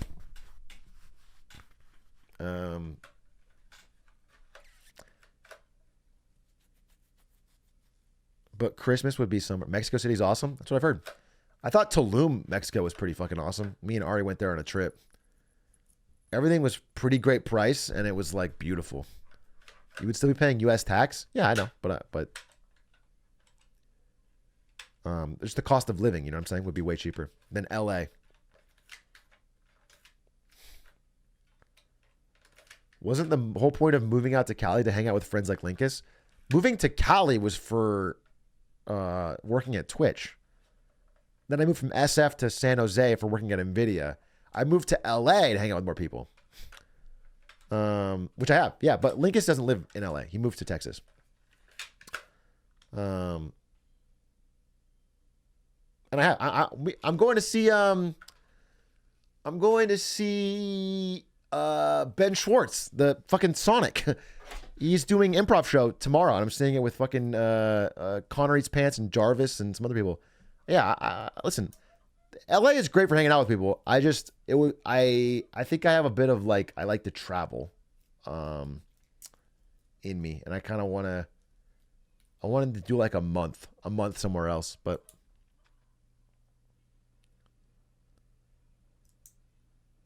what are we doing there? All right, so I think it's time for Hitman. Because I need to break this record. So like I said, if you missed, I fucking went absolutely nuts insane last night, and I made this fucking in-depth chart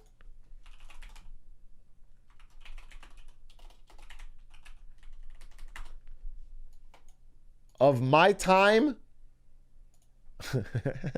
in yesterday's run and a Spectacores, and I timed each level and the amount of fucking things, and I fucking analyzed my mistakes. The big one was Sapienza over 3 minutes. That's fucking super cost me. I need to avoid all 3-minute plus missions. And now I'm ready to fucking run it again because we were so close. We were within fucking, 30 seconds probably last night.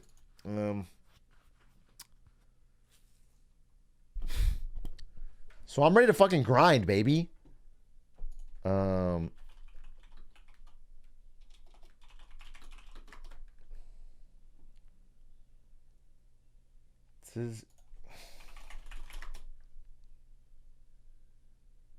Where's the fucking... What's the name of that song? The Atrioc Cocaine song. What the fuck is that song called?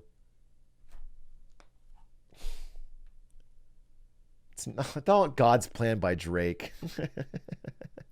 Don't do to me what I do to you. No, it's not called that. It's called like...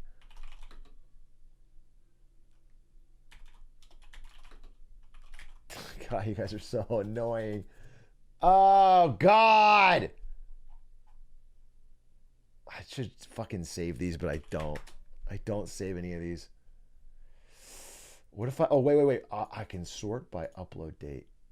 Nope, that's just Yep Coke. Whatever, we'll play this song. The song rules. At iShares, we believe... Oh, God. Bing.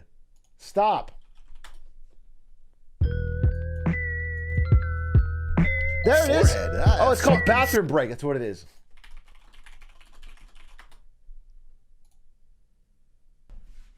Has the record. 43-42. I checked this VOD and we retimed it. 43-42. He got an incredible sub 45 minute that I need to beat today. I'm on my grind. Yesterday we got incredibly close. We were actually 5 seconds ahead heading into the final syndicate, but couldn't get there. Today, we break it. And all I need is a little bit of support, okay? A little bit of positive energy, a little bit of a spirit bomb. I need everybody to stand up out of their chair and do like a fucking Goku, oh, like that, like that, and then aim it at the ceiling. If you can, get your parents or siblings or significant other in on it, okay? Every single one, like go to your window and charge up the spirit bomb. And yeah, get people around you. I know some of you are at parties right now or at prom or at the function. Just get everyone around you to do it. Get your dog to do it.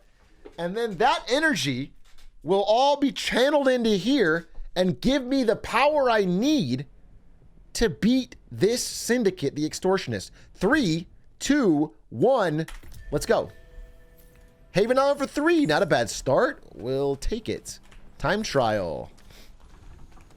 Da da da da da da da. Have a good trip. Ba da ba ba ba da ba da ba ba ba ba ba ba ba.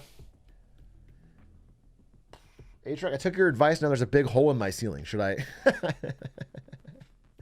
That means it's working. Welcome. Screaming at work on the forklift. Is currently operating in the area. Okay, 1 target, 2 targets, 3 targets. Uh-oh. Uh-oh. But this is not going Yikes. to be easy. Previous actions have put them on high alert, so you need to be tactical. Be careful, 47. Well done, 47. This will surely be a blow to the syndicate. Got him. Excellent work, 47. You've spread fear within the syndicate. Can I call a doctor? Come in, you there? Hello? We have a situation. I think it's working. It's working. What's going on? Holy moly, he's goated. All right, need to get this shot. Is that guy where I think he is? Yeah, he's right there. Okay, so theoretically. Nice, dude. Syndicate member eliminated. Well done. He's just the GOAT! Sub 1 minute! Collect yourself. Good start! Good start! So what we're looking for is sub 3. No mission should go over 3 minutes. A good average, I think a Spectacor's average was, I don't know, something like 215, something. I don't actually know the numbers, but Good work, the point is, The syndicate took ideally sub 2. but there is still I mean, the dream is sub 2. Recuperate and prepare for your Mendoza next for 3, Whittleton for 2. Yeah, we'll end on Doza, because Whittleton for 2 is so fast. It'll be a net save. Net. Is it only time in missions? Also while picking and Bon loading. voyage, I mean, picking and equipment. It stops timer during load like this. Spam this frog to help a dog, and it's Atrioc Lily.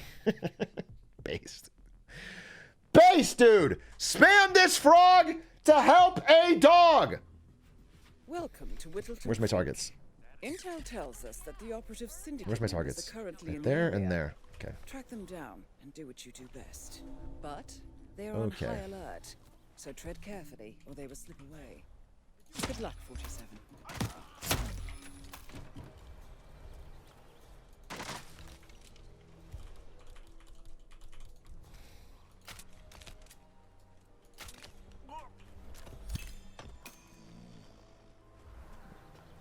Uh-huh.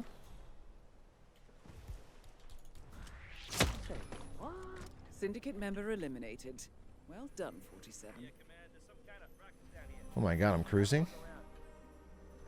Run to this exit, shoot him on the way out. Oh my god. Sub 1 minute again? Tell me it's not possible. Tell me he's not the fucking GOAT. Another gorgeous day in paradise. No, it won't be sub a minute. It'll be a little over, but still. Exit. Excellent work, 47. You've spread. Let's go! Oh my god, this is so cracked. Check him fucking PC. And we're already on Doza? 3 minutes?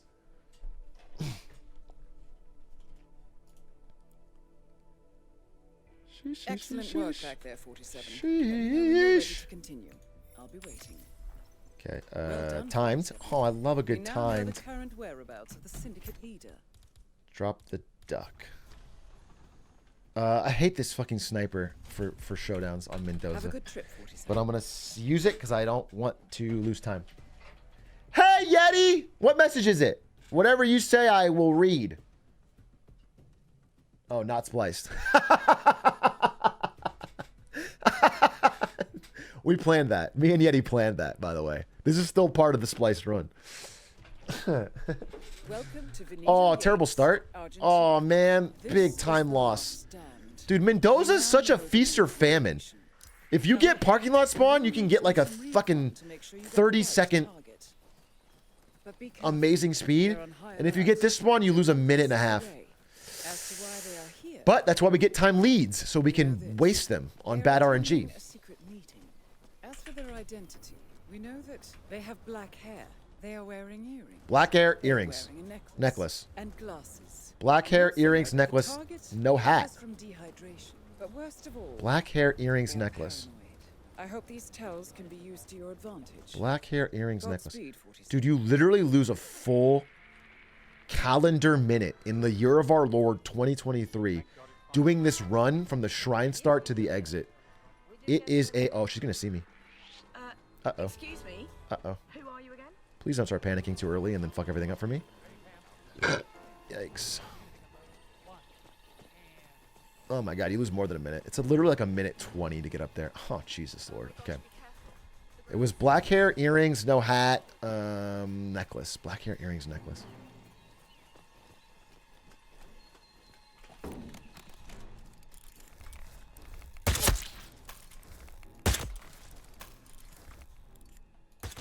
Got him. Congratulations. Fucking yes! The leader is eliminated, sending a clear message. But Look at that split, dude! Look at that split! Woo, woo, woo, woo, woo!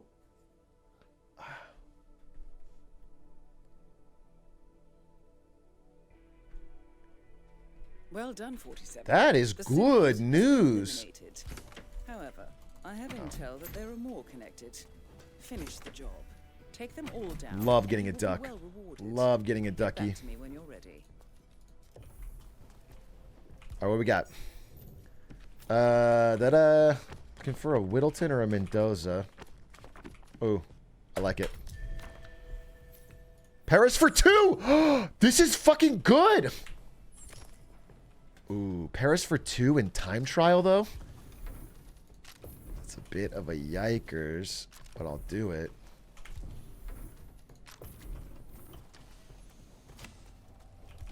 I'll be in touch when you reach your destination. Ba-da-ba-da.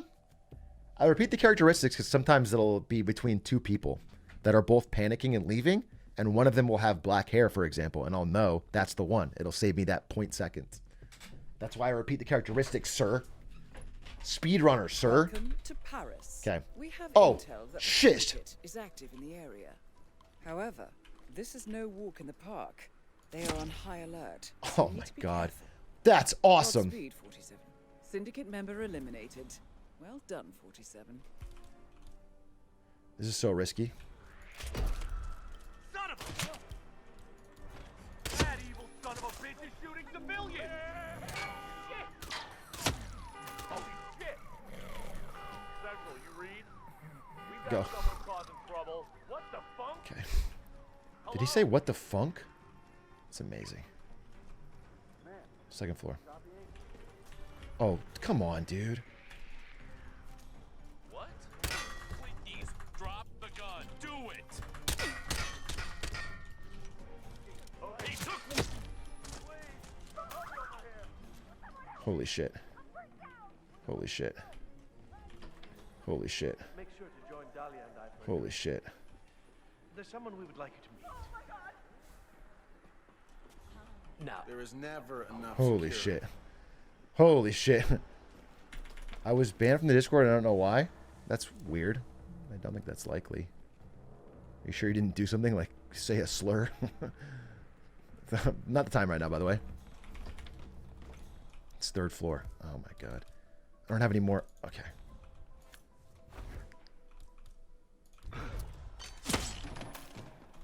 Oh.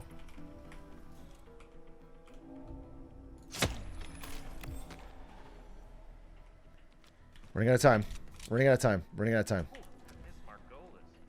Running out of time. I might have to lose this sniper. I read this book about the fashions.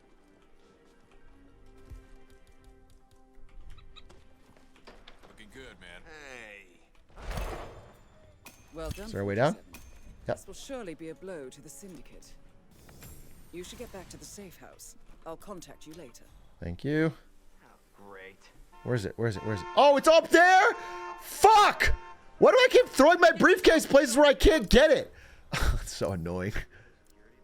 That's so annoying, bro. That's a sniper gone. Still under 230 though, which I'm very happy with. I know you. Okay, good. Good, good, good, good. -1 sniper. Yeah, I get it. What sucks is my favorite sniper. I like literally usually take my second best sniper, so if I lose it, it's not a problem. But I thought, fuck it, I'll take the best one, and instead I lost it. Impressive work. This is why you bring 2. Shut the I'm fuck ready up. when you've got to the next assignment. Sappy for 4. This was a big problem for me last time. Sappy for 4. Big problem. Okay, backup sniper. Backup sniper, baby. Bon voyage, 47. Sappy for 4 is what basically lost me last run. Because I took 3 minutes, 17 seconds. And I need to take less than that.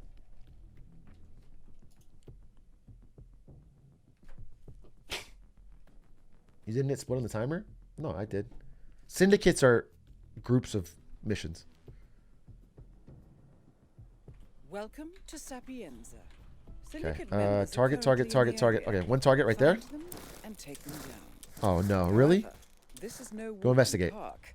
They are on high alert. So Investigate, lady! you know what, What to do, 47. What the hell's going on?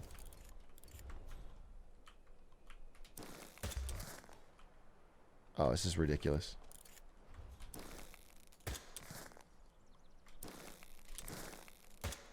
Okay, this is bad. Let's go. Oh God.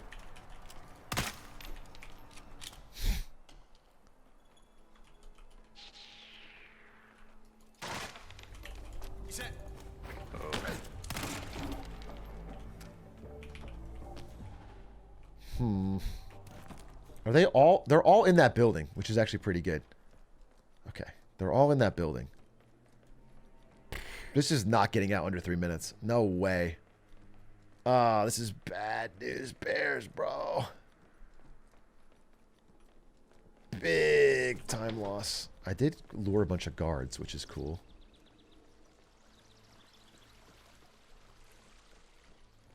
Can I just walk in the front door?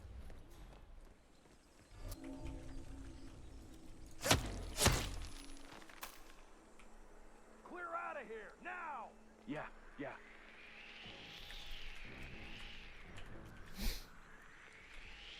Hey, what are you doing? Oh, come on.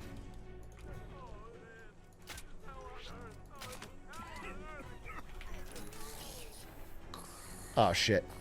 Oh, shit.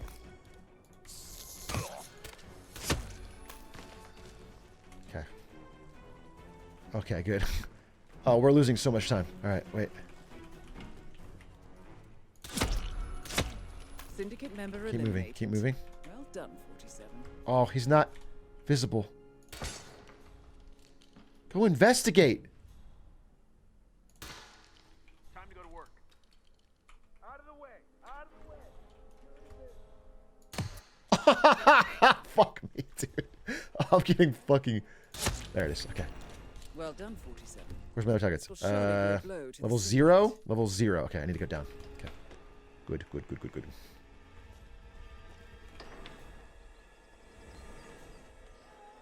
Come in, command. How copy?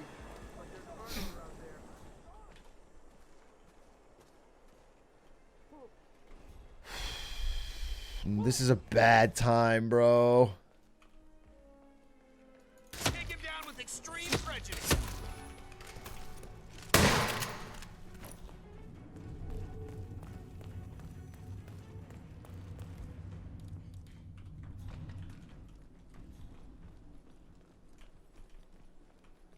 We got the upper hand here, gentlemen. Set up the perimeter and shoot anything that moves. It's not gonna work, guys. Just play down. it down safe. Moving on to sector. Russo is down. Understood. Oh, shit. I got eyes. Ah, shit.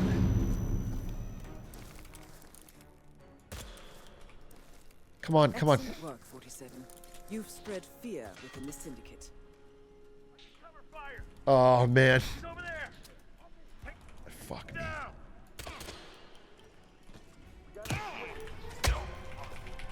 Gimme!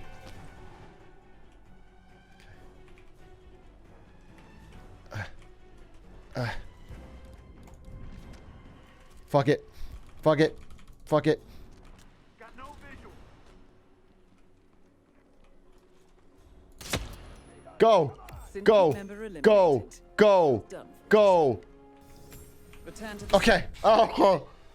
All right. We lost basically all our lead. All our lead's gone, but we're not behind, I don't think. That was a terrible time, but man, I don't know. It's 4 targets, fucking all in the weird spots. Good work back there. The syndicate took a serious blow, but there is still much Whittleton or work to get done. Mendoza? Oh, definitely Great, Mendoza and again. prepare for your next assignment. Katana kill. Come on, every second counts. Let's grip it, rip it, and get back in the game. A good time here will be amazing. That's real slow, but it's still very doable. Yeah, I mean, I had a big lead. If it was like 2 minutes 50, that would have been great. But it was fucking closer to 4, which is just a big.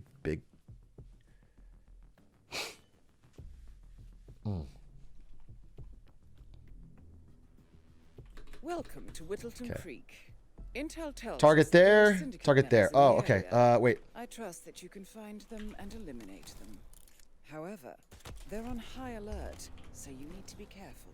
Katana kill and we're out. This is going to be fast. Excellent work, 47. This is going to be You've in fast. the syndicate. Oh, but very hard to get a katana kill in the middle of a crowded house full of guards. But we do what we must because we can. He's in the house. Yep. Okay. Darling, I'm so hungry. Jesus. We leave it. We just leave it. 47. This will surely be a blow to the syndicate. Get back to the safe house. I'll be in touch. You know the exterminator? Hey! Submit it. We're back in the game. Yeah, Doc, I know. Nice. Nice. Nice.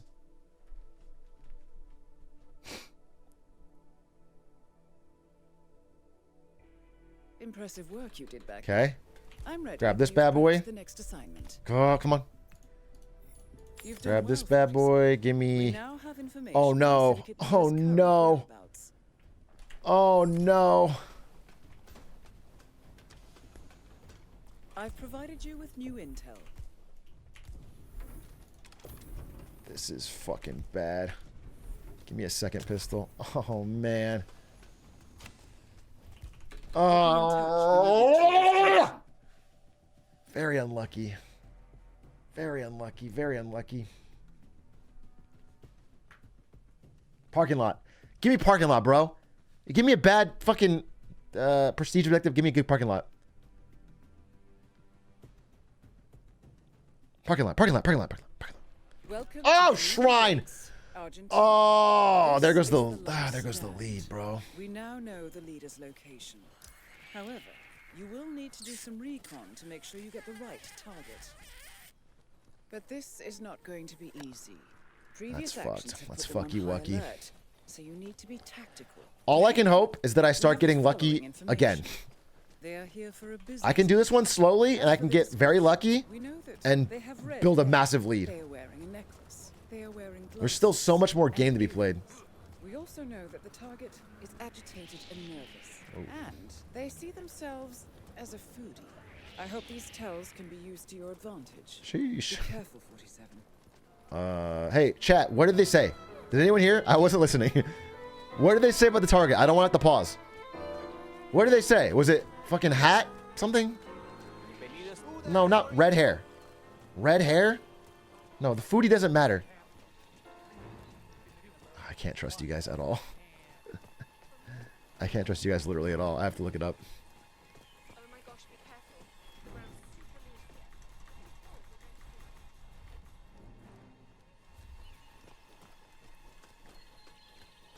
loose. Okay. We're looking for a earrings, glasses, necklace, red hair. Earrings, glasses, necklace, red hair. Earrings, glasses, necklace right here. Oh, right here. Right here. That's you. Oh my god. 47, the target is trying to escape. They're at their house. Fucking clutch! Good job, 47. Holy god, he's fucking cracked in this game! You should get back to the safe house. Wow! Oh, only 5 seconds behind with a fucking terrible luck. Damn, that's awesome. See that fucking pistol snipe? Good job, 47. Let's go, You baby. eliminated the syndicate. But this is only the tip of the iceberg. They have more affiliations. Eliminate them to bring them down on their knees. Let me know when you are ready. Okay. Ooh, I must just take that. Oh, wait. Which one? This one. Okay. Give me Paris for 2. I like that. Silence pistol kill. Yeah, great.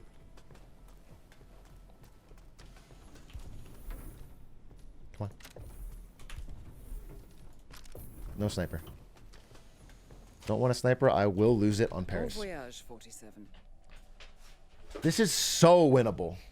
This is so winnable. We are neck and neck. Although, Spectacle had an amazing third syndicate, actually. He had like a 2-bomb, 2-bomb, 2-bomb, 3-bomb. It was just, he had no 4s. Welcome to Oh, no. Paris. Oh, no. Oh, Intel okay. tells us that the operative syndicate members are No. currently in the area. Got him. Track them down. Actually, Reach so the cracked. rest. Okay, go, go, go. But watch your step. They're on high alert.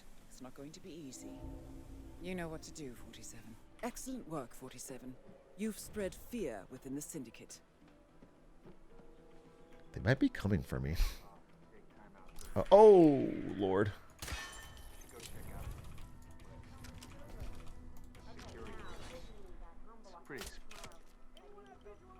No! Man, we need some help here. We had an accident. Looks bad. Need medical assistance immediately. What's the status? Security is set up just by the stairs. What the hell? What? This is going to be fast. This is going to be fast. Hey! Syndicate member eliminated. This is going to be fucking fast. Get back to the safe house. I'll be in touch. Sheesh! Sheesh!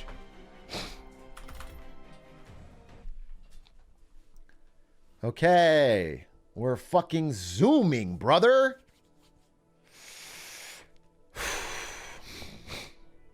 Good work back there. The syndicate took a serious blow, but there is still much work. Chunking for 2! Recuperate and prepare for your next assault. Oh, we're getting lucky. And we get a ducky. Bon voyage, 47. Please be close. I did time trial, so I really want... yeah, okay. Please be fucking... We're lucky we got a ducky. Come on, baby.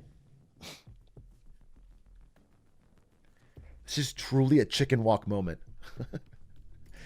If I were in the stands right now, in the chat, I think I would just be fucking spamming chicken walk. Because of how fast it is. Oh. Track them down. First target, second target? There's no way I can get you from the window, right? They're on high alert. Am I Don't crazy? slip away. Syndicate member Oh, Lord! well done, 47. Lisa, I can tell you. Oh, check him fucking PC. Wait a minute. Need a... Well done, 47. This will surely be a blow to the syndicate. Chicken walk! Return to the safe house. Collect yourself. I'll be in touch. It's not a guard, is it? No.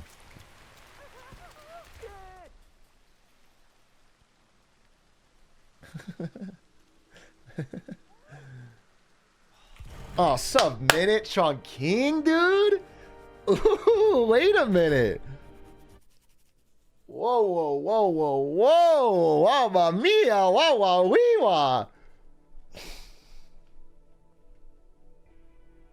Impressive work, 47. Thank you, Diana. Let me know when you're ready for your next assignment. Sappy for 4, dude. What is it with Sapienza and giving me these fucking 4-target monstrosities?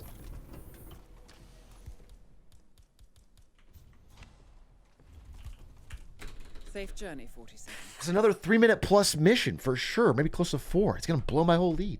God, Sapienza for 4s. The map's too big. Sappy is such a run killer. I need to stop prioritizing it. I pick it because it's kind of hard to die on Sappy, but it also just a time killer. You can get the church guy. Just all these fucking assholes. Okay. First target, second target. These guys are both in good spots. Oh, wait. I see the route. I see the line. I see the route. Gasp. I see the line. I see the route, and it is good. The Lord is on my side. The Lord is my shepherd.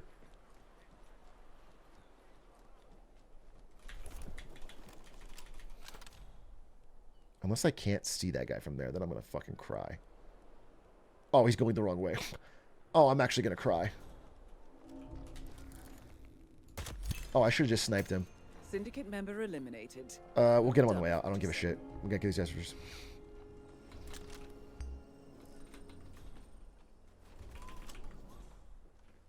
These guys are both next to each other in the basement. Ha ha ha ha ha.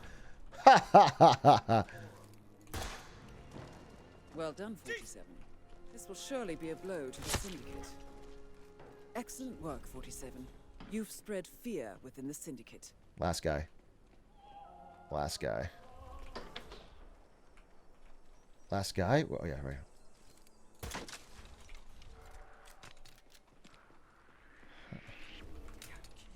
Hey, Someone help me! Good Dude. day to you, sir. What the hell? Hey! Syndicate member eliminated. Well done, 47. Oh, this is going to be very close to Get back death. to the safe house. This is going to be I'll very in close to... touch. Oh, I think they're going to kill me. Gonna regret this! Nope, nope, nope. Nope, we're not dying today. Not today, motherfucker. Visual on the target. I mean, someone! Hey, what could I interest you in? You got cash?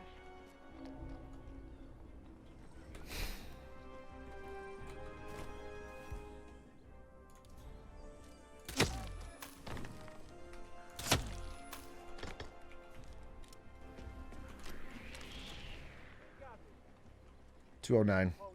It's not great. It's not great. But it's not bad. For 4 targets, Sappy? Dude, I fucking clutched this. God damn right! Somebody help me! I actually played that so well. And I kept my sniper. I actually played that so well. The only thing I should have done was shoot that guy instantly before I climbed the ladder. That would have been crack speed, but what are you gonna do? Excellent work back there, 47. Thing is, I had to do that because I needed a sniper for the showdown. Whittleton for 4, Miami for 3. Yep, Miami for 3. End on Whittleton. Sniper kill epic. Oh, give me a ducky if you got it. You do. Oh, it's so big for me. No crowbar. Safe journey, 47. Okay. Miami for 4 could be slow. Could be slow. We need a ducky walk. We need a ducky walk emote. The Hitman duck doing like a fucking walk. Wait, that would be awesome. You're carrying 2 pistols? Oh, you're right. I'm an idiot. I gotta get rid of one. No, I don't think I am actually. To Miami. We have been informed first that the guy Syndicate is there. currently in operation here, but you know what to do. However, they're on high alert, so you need to be careful. Please blow up. Don't disappoint, 47. Yes. Good luck. Excellent work, 47. You've spread. So you're not shooting, are you? Don't shoot. Don't shoot. Don't shoot. Don't shoot. your history, you No. bald ass. Oh, fuck. Some heat on this guy! Punk ran over there! Someone shoot him! Wait, I'm actually gonna die. Oh, no!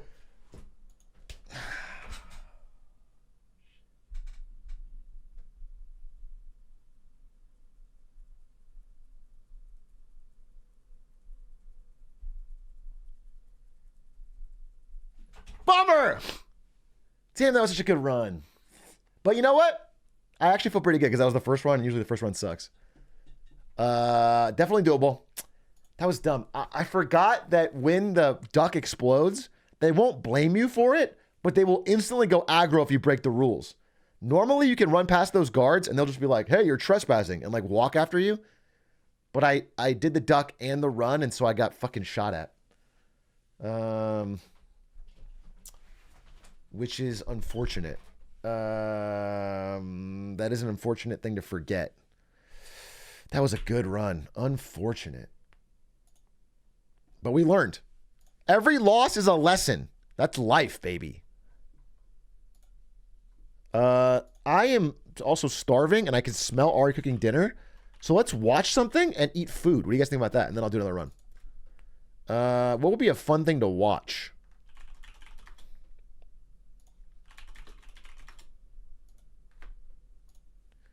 We could watch Community. All Out Baseball doesn't exist. Baseball doesn't exist. We watched the Jakey video already. It was great.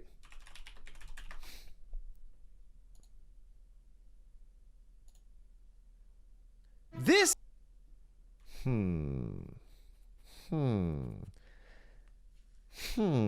MLB's new rules are saving baseball and people hate it.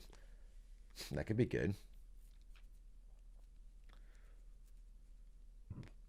That could be good. Virtual posted a banger. Virtual. The history of Trackmania's most hunted track. It's 30 minutes long, bro. Dude, I would love like a really interesting like 10-minute video. Playing League after 2 years clean. After 2 years clean.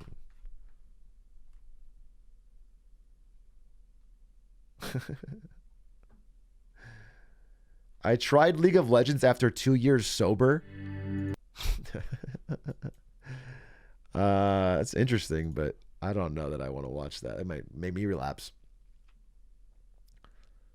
2 years isn't even that long time to be sober. League of Legends can still pull you back in easy.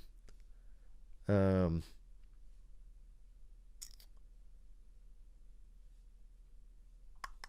looking for something. What's like just a fucking great 10-minute video? How about the making of Fast and the Furious Saga was a shit show? That looks actually really interesting, but it's 28 minutes. People can't. What happened to brevity, dude? Brevity is the soul of wit.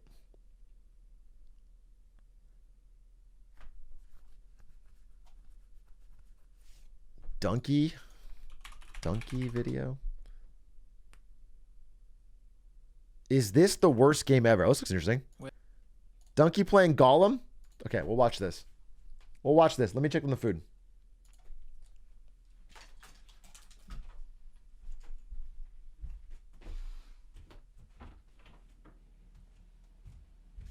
Hey, bud. Is there food? I'm very hungry.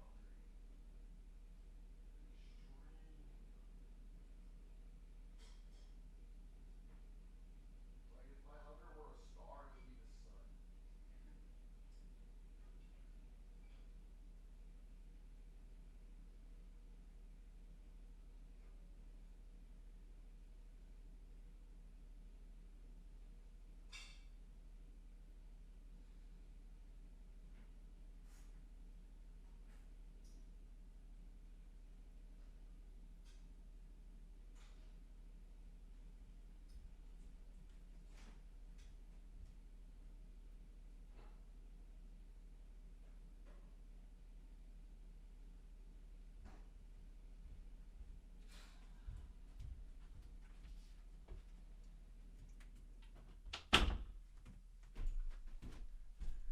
Bro, I was just thinking about how my greatest regret is I can't chat in my own stream. You guys are so lucky.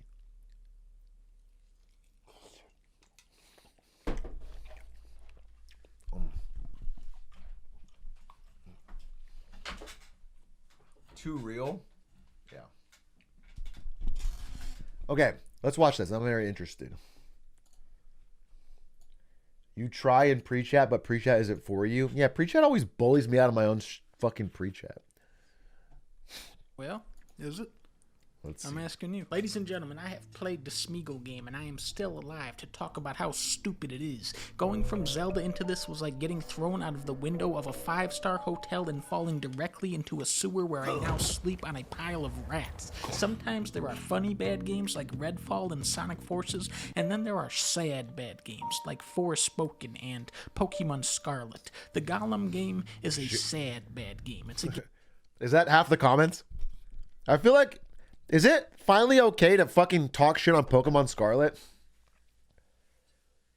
Yeah, I feel like there was like this weird fucking... You just can't call Pokemon games bad when they launch. But then everyone later realizes they are bad.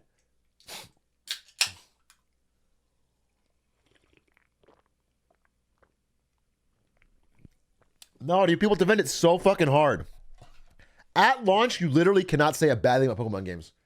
You just gotta be like, yep, they're fun. But they just keep making fucking... It's the biggest wasted potential probably in all of gaming franchises is Pokemon. A Pokemon MMO, if they had started it in 2004 when WoW got big, would be so hard.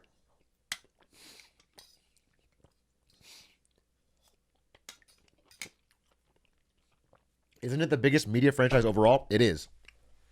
Yeah, I mean, I'm talking about wasted potential in terms of a great game, not in terms of money. They made more money than anything else. game that makes you increasingly sad. Pokemon TFT! Holy shit, you just blew my mind.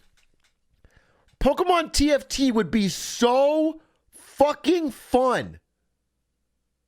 Wow! It's so easy. Just copy everything that Riot did, which is just copying auto chess from Dota. Just copy it and put Pokemon characters on it. It'd be fun as shit. God damn it. Why do they... It's just... It's so easy. The more you play it.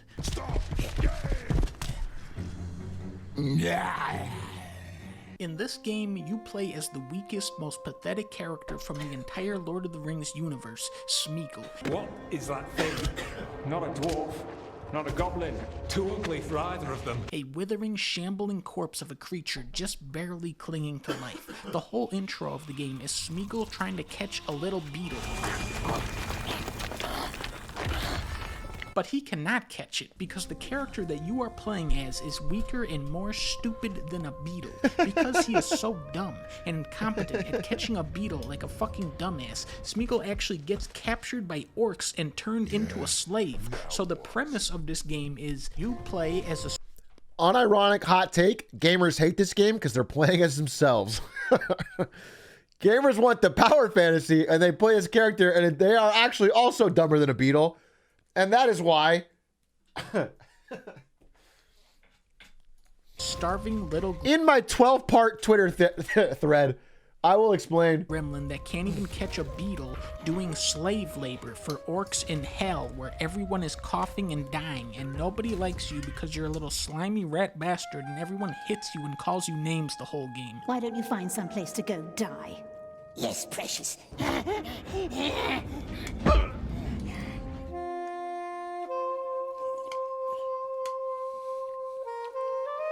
Just at the idea level. This has to be the least fun idea for a game. New objective, go back to your cave. New objective, find something to eat. New objective, take your slave tag. New objective, go to sleep, read. New objective, follow the frail man. New objective, wait in the line of slaves. Yes! I love this part. New objective, step forward. New objective, return to your cell in the barracks and end the day at the window. Compare Gollum game to Balan Wonderworld Land. In that game, the music is very upbeat. The levels incorporate multiple colors even. There are power-ups. They're not good, but they do slightly power you up sometimes. And of course, the dancing sequences. It doesn't make you happy playing Balan Wonderland, but that is the mood they were going for. The Smeagol game is depressing. At every turn, you are surrounded by suffering and pain, and there is no hope of redemption or escape. You wake up, do your slave chores, go into the sweltering mines, and collect tags from the dead slaves that died of exhaustion, and then waddle back to your cell, That's and then it fades terrible. to black and says, "The next day in Comic Sans."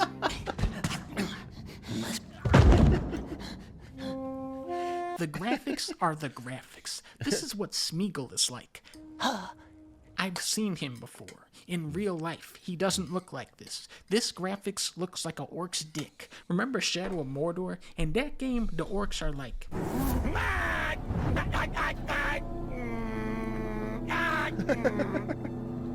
Okay. That was funny. This game is not funny. This game is sad. I want to go back to when it was funny, like when they said. Here is the greatest line of dialogue from the Smeagol game. Okay, here we go. That was it. The gameplay of Smeagol is climbing, shitty stealth. It reminds me of like old PS1 games. A bunch of trailing missions. Gotta have those. Like bad 3D, bad platforming. The orcs, which is an immediate game over. But then it kept spawning me into the same spot, so I just kept getting caught in an infinite loop. He's one of Father's rats. Kill him. No, I'm Smeagol. Alright, let's go. He's one of Father's rats. Kill him. It just spawned me back in there. Come on now. It looks What fun. if I say, like, what if I go... Just, I'm stuck here. I'm gonna hide behind that little thing. This. Eventually, I did break free from the orc loop and decided that I wanted to jump on this guy's head and strangle him. Father's rats. Kill him. There was one part where I stole a potion from the famous Lord of the Rings character Candleman, and then many years passed until Smeagol sold the potion to a random orc for a slice of bread. I'll give you extra bread for that. Where was he hiding the potion for all those years? By far the weirdest, most intriguing part of the game is where you have to make a bird. How does one make a bird? I don't know where they come up with this shit, but there is an orc present who is very invested in what type of bird Smeagol makes. White. Why ain't white birds? For such a fuck malnourished is creature, this? Smeagol is able to bounce around pretty good. He can wall run, which it doesn't seem like he should be able to do that, but that is like something from fun games, so it's okay. Playing the Gollum game is similar to possessing the One Ring. The more you are exposed to its evil power, the more it corrupts you. This is why it's so funny to me to keep jumping Smeagol off of a cliff. Can you guys believe that I'm about to open the One Ring card and just make a cool $1 million? It feels weird. Like I have to get ready for it. It's weird that I'm just like, in a few weeks, I'm going to crack open that card, get $1 million. Easy. It's only in collector's boosters? Yeah, I found that out. So I have some draft boosters. You'll open a Wetzel's Pretzels before you open the One Ring. Actually fucking unironically true, but I might open the One Ring and then open a Wetzel's Pretzel with a profit. I probably will open them on stream. Yeah, I bought a couple of the collector's boosters. Like all high-quality games, the Smeagol game comes with an apology from the developers. They said, "We're sorry for making a Smeagol game, and at the low price of $60, you too can own and return this game to the store, unless you want the Precious Edition. That's $70, like Zelda." Okay, we gotta kill this guy. Tough call. Get him. Tough call. Where is it? Oh. Smeagol learned how to stand up. Did it crack? Game over. Yeah, what a terrible fucking game. I'm shocked they thought they could release that at $70. Yikes.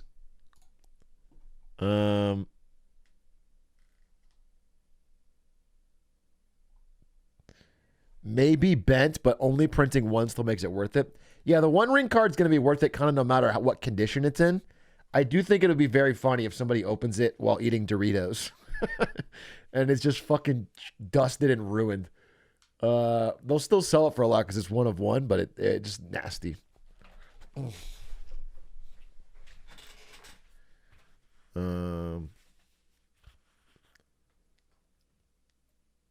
please let an 8-year-old open it and lose it?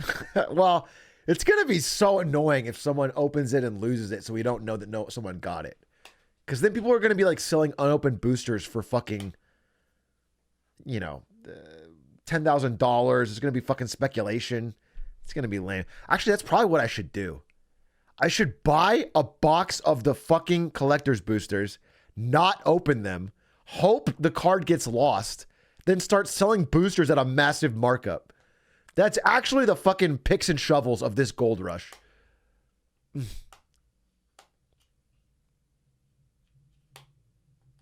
But I won't. I will open them because I want to get the one ring. Oops. I taste it. I want the precious.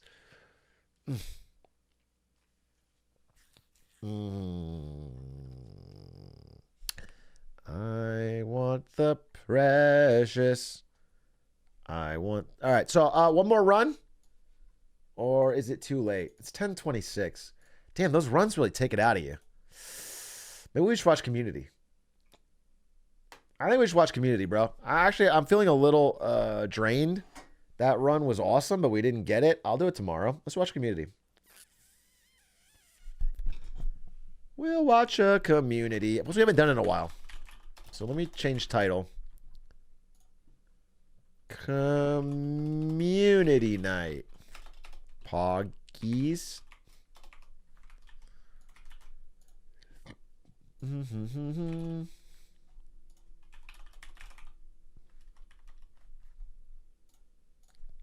Community. Oh.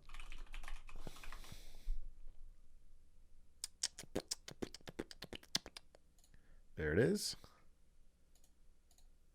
There it is. So we just watched Advanced D&D, right? That's what we watched. The one with David Cross. So now we are on... Oh, I don't want to watch this one. I don't like the animated ones, bro. I'm skipping it. G.I. Jeff, I'm skipping it.